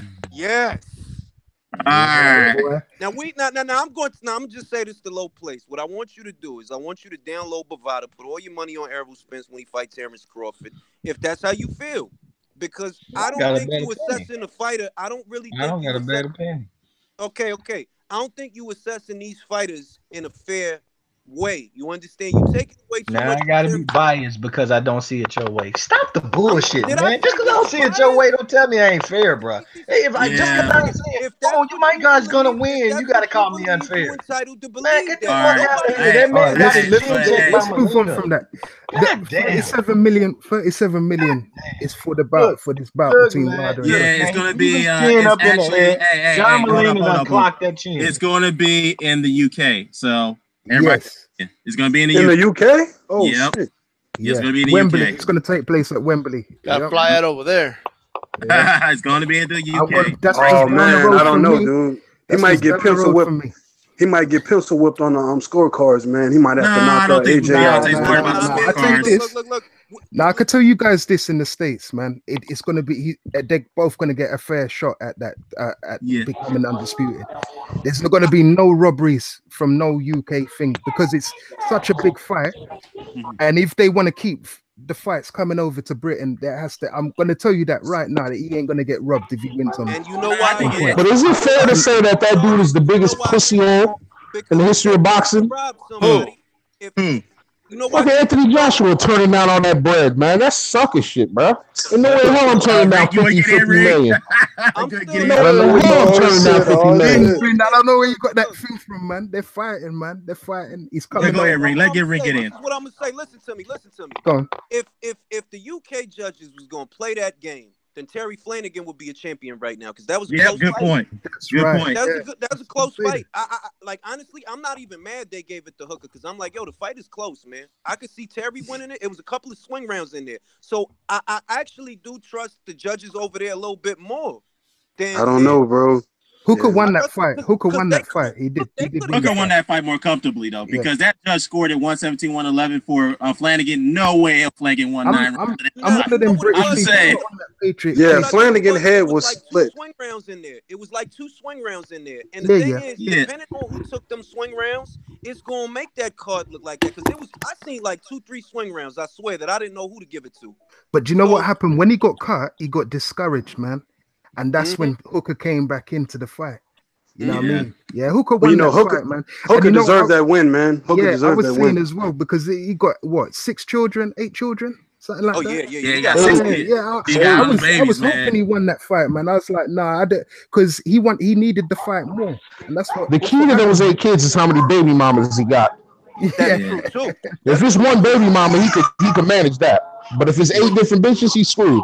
He might be in a Sugar Shane Mosley situation or Yeah. something. You never know. So No. back to the Joshua and Wilder thing. So Yeah, they're yeah. gonna step aside then, right? From the looks of it. Say that again.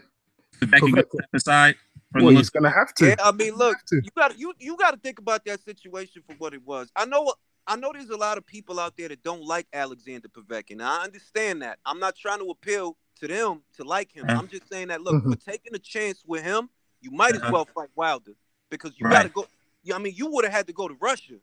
Ryan Vincent got deep pockets. Boy, hey, you know what, Ring? Hold up. I just got word that they're not going to fight immediately. They're going to get an interim fight in between, which means Wilder will have to fight Brazil, his man. Yeah. And Joshua may have to fight Povetkin. So What is the fight officially signed, or is this just speculation? No, this is initially It's official. verbal agreement. It's official. It's a verbal agreement between the two.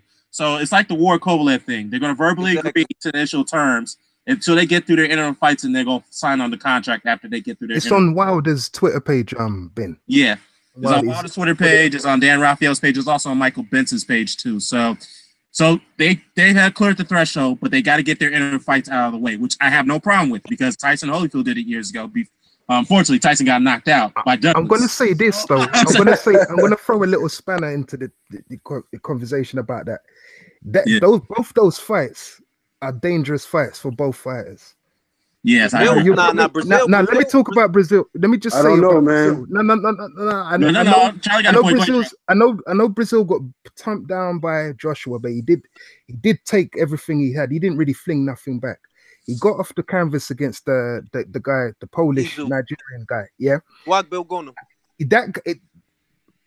Wilder's never fought someone I don't think that tall that can actually box and that's that durable.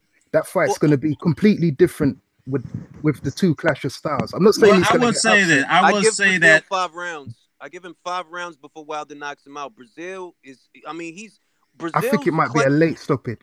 I think it's going to be early because I think Wilder is a much more concussive puncher than Anthony Joshua. And when he lets his hands go, he goes for the kill. He's not letting his hands go just to piece together a combination. When Wilder lets his hands go, he's going for the kill. And I don't. Yeah, he trying to take your head off. But that's why he swings so wild. He trying to take your head off. I have to because I just look at his I just go by the resume. You know what I'm saying? And styles make fights. You know, there's always that clash. I just think 2 tall fighters, both 6'7", they're both the same height. He's gonna have to be punching up. He's always been used to punching down. I get that, but Brazil is more. Brazil, think about it this way: look at the mobility of Jared Washington. I mean, when he hit Ortiz with that left hook, when Ortiz fell to his knees, it looked like he was praying. Wait, hold on. Wait. I'm not dissing Wilder.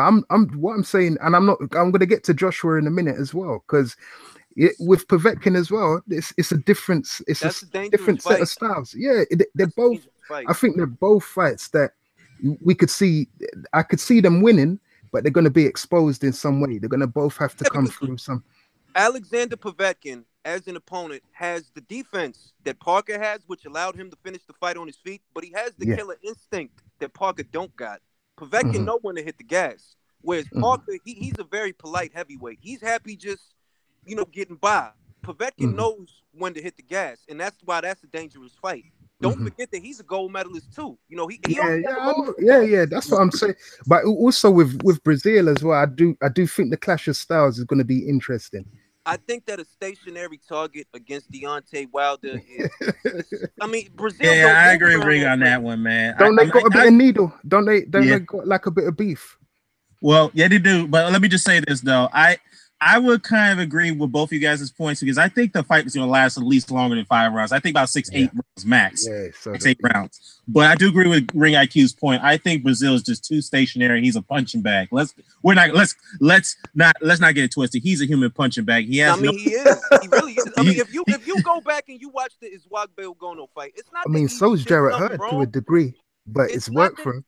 It's not that Izu did something wrong. It's that you're standing in front of him too much. You're going to the body. It's looking good, but you're standing in front of him too much, and you shouldn't do that. Whereas Wilder, if look at what Brazil basically did in that fight. He got into a high guard and he took the punishment. That's how he won. He took the punishment. You try that with Wilder, you're getting knocked out.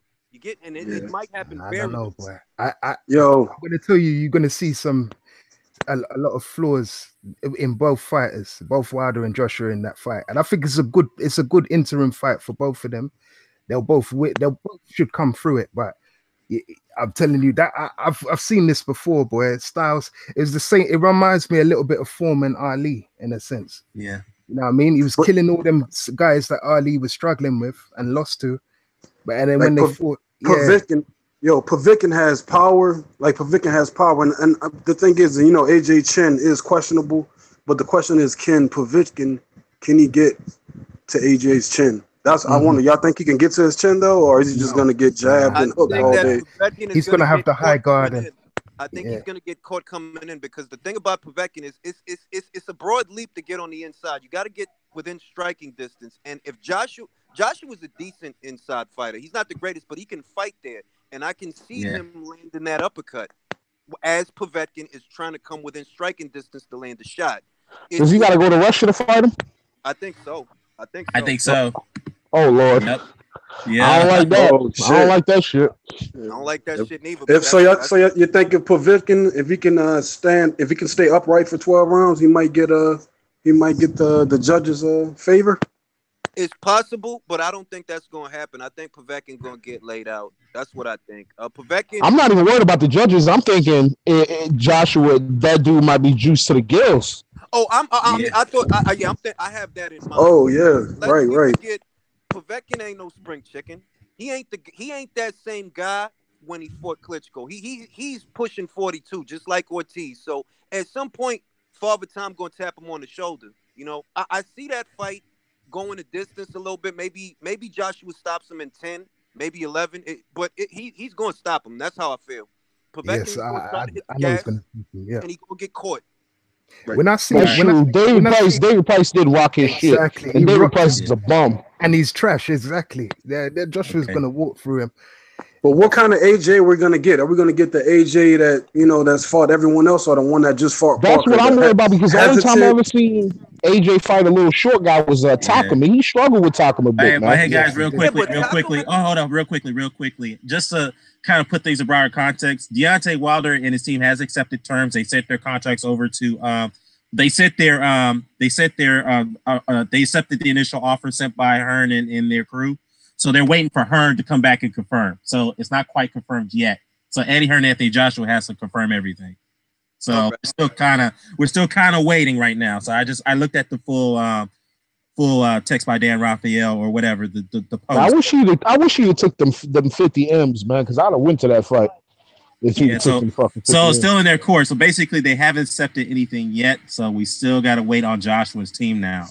So hopefully Deontay Wilder's agreed. Okay, I'm coming over. So I agreed to your terms. So you gonna sign? Basically, we gotta wait for Joshua's team to sign. We gotta wait. So let's just hope. So I just wanted to clear that up. But Dan, just to answer that though. If Wilder has accepted the terms, then obviously that means they've already signed an agreement. No, they haven't signed anything on their end. No, I'm looking at the British news here. So if they've accepted their terms, obviously you wouldn't put out terms if you didn't agree to the terms that you're putting out. So if they put out terms and he's agreed, then the fight is on. There's no. Well, I mean, I understand that, but let's not unless they say, we want, we want this, we want. Yeah, exactly. If they do that fuckery, man, I need everybody to start smashing on them, man. That would be ridiculous. Yeah, but here's the thing, though. we've had this happen before, and I like to bring this up because people don't remember or don't even care to remember. This should happen when Winky Wright and Floyd Mayweather had agreed to initial terms. And all of a sudden, Mayweather's team wanted to come back and change all the terms all of a sudden after they initially agreed to it. So, again, this can't happen, man. So, I'm but the fight, look, the fight, Eddie Hearn knows that things could go south for Joshua at some point because the walls are closing in on both of them. It's not just one way. The walls are closing in on Wilder. The walls are closing in on Joshua. They need this fight to happen sooner than later because if they're going to make any money off of this thing, it's got to be now because one of these guys can get knocked the fuck out in 2 to 3 fights, and then what's the fight worth? Whereas, you're running them same risks now, but you'll make more money. And that's why I'm pretty sure these guys will fight inside of 2 fights. They'll have this into a fight, and then they'll fight each other because if you let this fucking thing sit on the shelf, Joshua might get knocked out. Wilder might get knocked out. It's this the heavyweight division. You can't look past Izu. I thought Izu was gonna beat Brazil. That's a testament to shit. Izu looks a lot better in terms of implementation than Brazil, but at the end of the motherfucking day, Brazil outlasted him and he knocked him out. They know this is the heavyweight division. They know this fight has to happen now. It can't wait. Right, I agree. But like I said, I agree. I think Charlie, I may agree with you on this one. I have confidence that they will accept. But they will confirm it and they will finalize it. So do you know how I know it's definitely confirmed? Because we got the Joseph Parker and Dillian White, and usually this is the time. This is the time when Hearn he thinks like 2 years, 3 years ahead. He needs this fight as well. You understand? For himself, for his own pocket as well. You understand? Not just for his Matchroom brand. This is more about him as well. You know what I'm saying? Yeah. Because a lot of people don't understand all these fights he be promoting. He's not taking no more than 20%. You understand? He's not taking no pay-per-view money. He's only taking 20% of whatever's the live gate or whatever, right? So he needs that. And someone said the walls are closing in. They're also closing in for all these promoters as well, all of them. You know what I mean? They're either getting too old now or the fighters ain't fighting because people want to see 50-50 fights now. So I this fight, I believe it. I definitely believe it, man. I might believe you on that too, but let's just hope they don't change anything at the last minute like Ben says. If they do that, man, that's gonna look really bad on Joshua's team. It's gonna look really bad if they. If it happens that way, then I'll say myself that okay, I gotta call bullshit on that. Like they gave you everything you wanted, or this is what you wanted, this is what you told them you wanted. They're agreeing to it. Ain't nothing left. So if it don't happen and they try to move the goalposts and tack on some bullshit, then I'll say that's bullshit. But I think the fight happens because it's time. It's time. Yes. And it needs to happen. It needs to. I'm telling you, because you got to think about it. There's not Hearn don't have that many like pound for pound elite fighters, really. He doesn't. Yeah. I mean, he so that's why he needs that. He needs that for his legacy as well. He'll make that fight. That's how. Just I have to go with what I know of him. You know what I mean? I could say this, that, and a third. I haven't been his biggest supporter. You know that. Yeah. Sometimes it can differ sometimes. So I'll call him on bullshit too if I see it. But I just get the feeling that recently he's been more. There's been more conviction in his actions, man. Yeah, you know what? To be fair though, I have criticized Eddie Hearn. I've criticized Wilder's team too to an extent, but he has been willing to compromise. I'll give him credit for that. He is compromising. Okay, I'll bend something for you guys because obviously fights can only work if both sides have to agree to certain terms through a compromising effort. Because let's be realistic, even if you're the A side, you're not going to get everything you want to make a fight happen. True. Let's be realistic. That's not going to happen. So everybody needs to get this out of their head. Just because you're the A side base, you don't get everything. I think the situation. I also think that the situation is slightly different because it's the heavyweight division. These ain't welterweights. They don't fight till they're hamburger. One bad punch ends the fight for either guy, no matter who you're talking about. Robert Helenius is a way better boxer than Johan Duapis, but at the end of the day, the wrong punch landed, and Robert Helenius got knocked the fuck out. That's right. He got slept. Yeah, he got slept. Mm-hmm. It could all turn around. It could all turn around with one bad punch, and Hearn knows that the heavyweight division is probably the most spontaneous division in boxing. So with that in mind, you got to make this fight right now because you might lose it if you try to shelf it, if you try to let it marinate, you try to wait it out. the fight won't be worth shit if one of these guys take a loss. They got to do it now. So what would you? So what do you like? Would you say like this is more of like a verbal agreement? Nothing's been signed, right? So it's like a verbal agreement. Yeah, it's like the initial offer. If you make an offer, agree to initial terms, and then they'll send the contracts over. Okay, so we still kind of in the early stages. Then I got it. I got you. Yeah. It's kind of similar to the award at Kovalev. When they initially agreed to their terms, it was 2 interim fights in between, and then they meet the following year at the following date. When they got through their interim fights, they signed their contracts right after they got through their interim fights. So. So I have a question for everybody here. So who would you say has a bigger risk of losing their preliminary fight before the actual AJ Wilder fight? Like which one of these guys have a tougher opponent? They both do, in my opinion. I mean, both of them. I think Joshua. Because Wilder's facing a walking punching bag. Yeah, but Brazil's a punching bag. He ain't gonna be able to hold Wilder's punches for too long. He ain't never fought somebody that young. Well, go ahead, Ray. Go ahead, man. I would pick Povetkin to beat Dominic Breazeale. I mean, Povetkin is one of these guys that, like, you know, maybe it's because he doesn't have American appeal that people don't realize the amount of high caliber guys, or at least notoriable fighters, that he has fought. He's only taken a loss to one guy, so he's Vlad. Yeah, that's it. Other than that, he done fought damn near anybody who was everybody of the last, I'll say maybe 7 to 10 years. That's a good point. But I would say, I mean, what David Price, Christine Hammer, like let's look at what he's done this year. Mike Perez. Yeah. I don't know, man. I think they're about even. Like Mike Perez. I seen Rockman. Marco Huck. I mean, Povetkin got some bodies on his resume. He does. He got some bodies. You know, coked up or not. You know what I'm saying? PED or not, he got bodies. I say Povetkin's harder, but just because Brazil has really piss poor defense, man. He does. His technique is a little bit sloppy too. Let's not get it. I don't think any human being can hold Wilder's punches repetitively. I just don't see it. I don't see no human being hold those shots.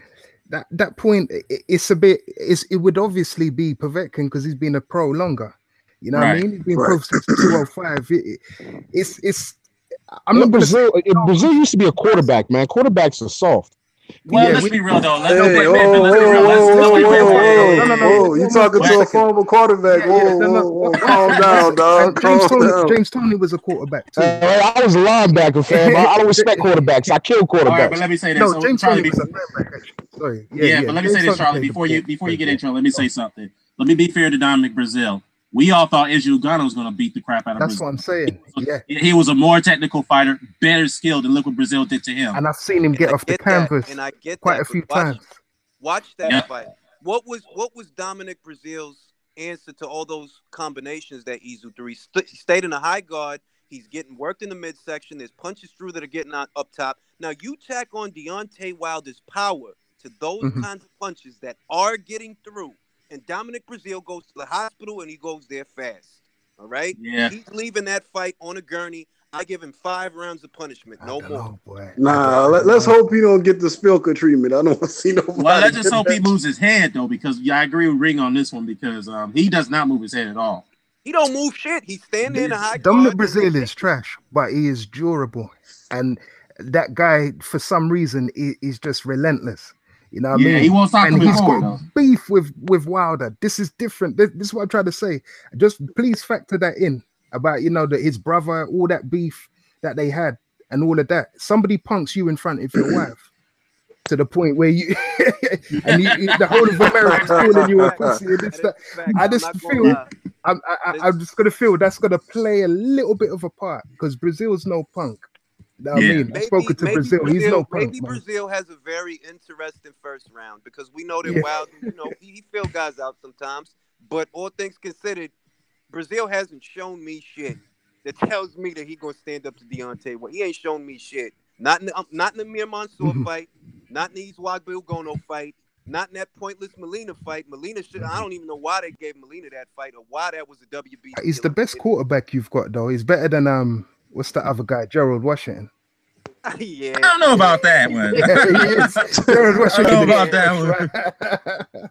No, but I have a question, guys. I don't understand knowing how much money this fight is gonna bring in, man, in the UK and just all over the world, like just internationally. How much money? Why would they put him in the ring with Povetkin now? Like, why does that fight have to happen now? Because he's thinking about his resume. Yeah, he's thinking. Josh was thinking about his resume, man. You know what I mean? That's what he's thinking about.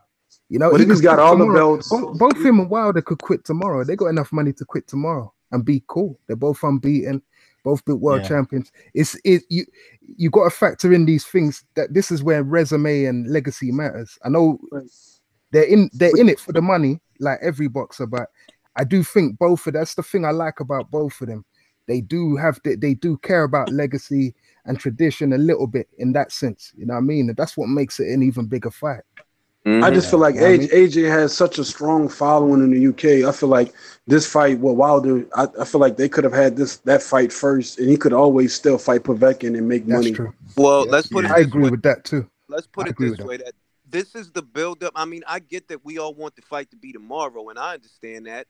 I know that none of us want this fight to be in danger, but at the end of the day, they want to build it so that the fight can be worth their trouble, because they're gambling everything they have. This is their whale of a fight, and for them, they want the build-up. They want people to be like, all right, I'm waiting for, they both want that. Like, I don't buy into the bravado talk. Both of these guys want it to be worth their while, because they're gambling everything. This one is for all the marbles. So the interim fight allows them the time to get the fans riled up, to be at each other's throats. Yeah. For all of the hype, all the conversations to happen, to make this fight as big as it deserves to be. That's why I ain't even mad they having interim fights. Me neither. Yeah, I'm not like they gambling everything after, whoever loses this fight, where do they go from there? Where do they go? Their careers are still going. Because here's the thing, both they're both young, right? They still got young careers. I mean, they're still in their prime. Let's not get it twisted. Even if they take a loss, so what? I mean, look, many great heavyweights taking losses. Evander Holyfield took a loss against Riddick Bowe, and look what happened to him. He bounced back and had a great career. Lennox Lewis took a loss against Alfred McCall, huge setback. He bounced back and had a great career. So they're not going to lose anything over there. They're still going to continue their careers, and they'll still have to be great. Yeah, I've got to agree with that too. Win, lose, or draw, whoever loses can't feel ashamed. If they look at their resume, their achievements. Go on. What I'm kind of getting at is today's heavyweights aren't that Riddick Bowe, Ray Mercer.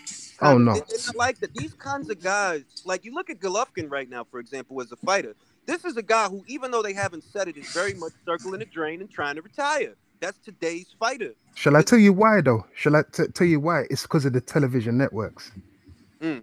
It's because of that. When boxing was just on normal TV, terrestrial TV, it was better because of the pound for pound model. Pay-per-view model. Sorry, my bad. That's why they're fighting less. You know what I mean? If it was back in the days where they had to fight on television, like an ESPN, something like that, then you'd see them fighting 4 times a year. It would be like the days of Ali or the 90s, like you said, the Riddick Bowe days. But it's merely because of the networks. I have to, I'm not making an excuse for either fighter, but that's what it is as well. That's probably why they're having the interim fight as well. You know what I mean? Just make that extra money, sharpen up on any skills or any weaknesses in the gym. You know what I mean? And it's because if they go in right now, both of them are going to be badly exposed. If they go in right now, both their flaws are going to be exposed in that fight. But at least if we see them sharpen up before that, then it gives us an even better fight. What do y'all think, man? Y'all think that when AJ and Wilder fight, you think both of these guys are going to get dropped in the fight? Whoever's going to get up, who's going to, like, you feel like they both are going to get dropped, or is going to be more? I see maybe cuts. Both of them getting wobbled. Both getting wobbled at some point, but I see them both winning and both knocking out the opponent. I just think that there'll be a few things that will get exposed just because of the style clash. Both them guys, Povetkin and Brazil, I don't rate them either way, but I think they're so trashy that they can look good in some ways. Because I've seen this happen before, man. I see it. Ali was the perfect example, man. Like I said, struggled against Norton, lost against Frazier, and then he beat Foreman, who demolished both of them. So it's That's why. It is that kind of situation. But I think that their next fight, I'm gonna, because I got my feelings about who I think is gonna win the fight, but the characteristics of the fight, how the fight is gonna play out round by round, is a crapshoot right now. Somebody could get injured in these fights for all we know. They could get injured. Yeah, that's true. That bicep muscle that happened, I forgot which fight it was that he tore that bicep muscle. That was the third, I think, tear to that particular muscle on that particular arm. So it's too many variables to try to paint the picture for what the fight going to look like. You know what I mean? Especially since they got another fight coming up. We don't know what could happen. No, but that's what I'm saying. That the fight, the interim fight, is to sharpen up. You know what I mean? Sharpen up their skills, work on their weaknesses. That will be the acid test before they face each other. I think if they both face each other, they're both kind of raw still. You know what I mean? They're both unbeaten, and I just think, it could make for an ugly fight. There could be head clashes, that kind of stuff. You know what I mean? Yeah, but I'm not sure if this fight is going to sharpen Wilder's skills in that sense anymore. Because Wilder, that's his whole thing. He's unorthodox. That's his style. Yeah, but you know why I'm saying that? You know why I'm saying that though? Because Ortiz did like, he had some success in the fight in the round 7, but really the age and all that did show in that fight. You know what I mean? Dude. When Ortiz hurt Wilder, and when he hurt him that time, and you saw what he did, he went to the body. He hit him with like 4 or 5 good punches to the body. Like when he hurt Wilder, like I was surprised that Wilder stood up, man. So that just shows you right there that Wilder could take a punch and he could take punches to the body, because Ortiz opened up on his body. But you know what else? Do you know what else I think? Why I think he wants the Brazil fight as well? He'll definitely. I think it's to do with him punching upwards, because he's going to have to do that against Joshua, and we haven't seen it yet. Every time he's fought, he's punching downwards. That's why I think it is. The only time he might blow him out in one round. Wilder might blow him out in one round. Wilder really have to face a really tall, long, durable opponent was Gerald Washington. Honestly, he had trouble in that fight. So I think that the Brazil fight is good preparation for the Joshua fight, but like I honestly think the characteristics of that fight, Wilder gonna beat the shit out of him. I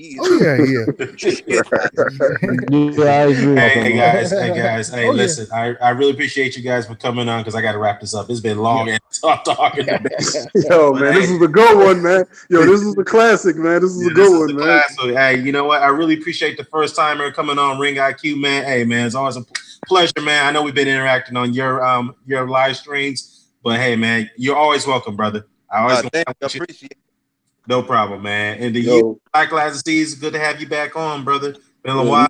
Much respect, man. Much respect to everybody in here. I just don't. One thing I just gotta say, I don't understand how the hell you gotta disregard. Why would you disregard Bud Crawford's career below 147? I don't know, man. I don't even want to touch. I agree with you, brother. So, look, by that ideology, if Errol Spence goes up to 154. If he goes up to 154, then I guess we should disregard everything Errol Spence did at 147, right? Yeah, that's what we're trying to get. We're trying to get Low to answer that. He wouldn't answer. Yeah, he wouldn't answer the question. He kept saying it was a dumb question. That's why I said his logic is dumb. If the question's dumb, then his logic is, his whole argument is. We'll chop it up. We'll chop up a little bit. But I want to thank you guys again. Charlie Brown, as always. Umar just left out. D-Style, always a pleasure for DstyleBoxing to come on. Low, even though he was crazy, but Low, I got to give him a shout out to him too. All the commenters, man, everybody in the comment in the chat, man. Y'all, too many of y'all. I can't name everybody this time around, but you guys have been a pleasure. So other than that, you guys can stay on chop it up offline if you want to. But other than that, we are out. Peace. All right, well, I'm about to go grocery shopping.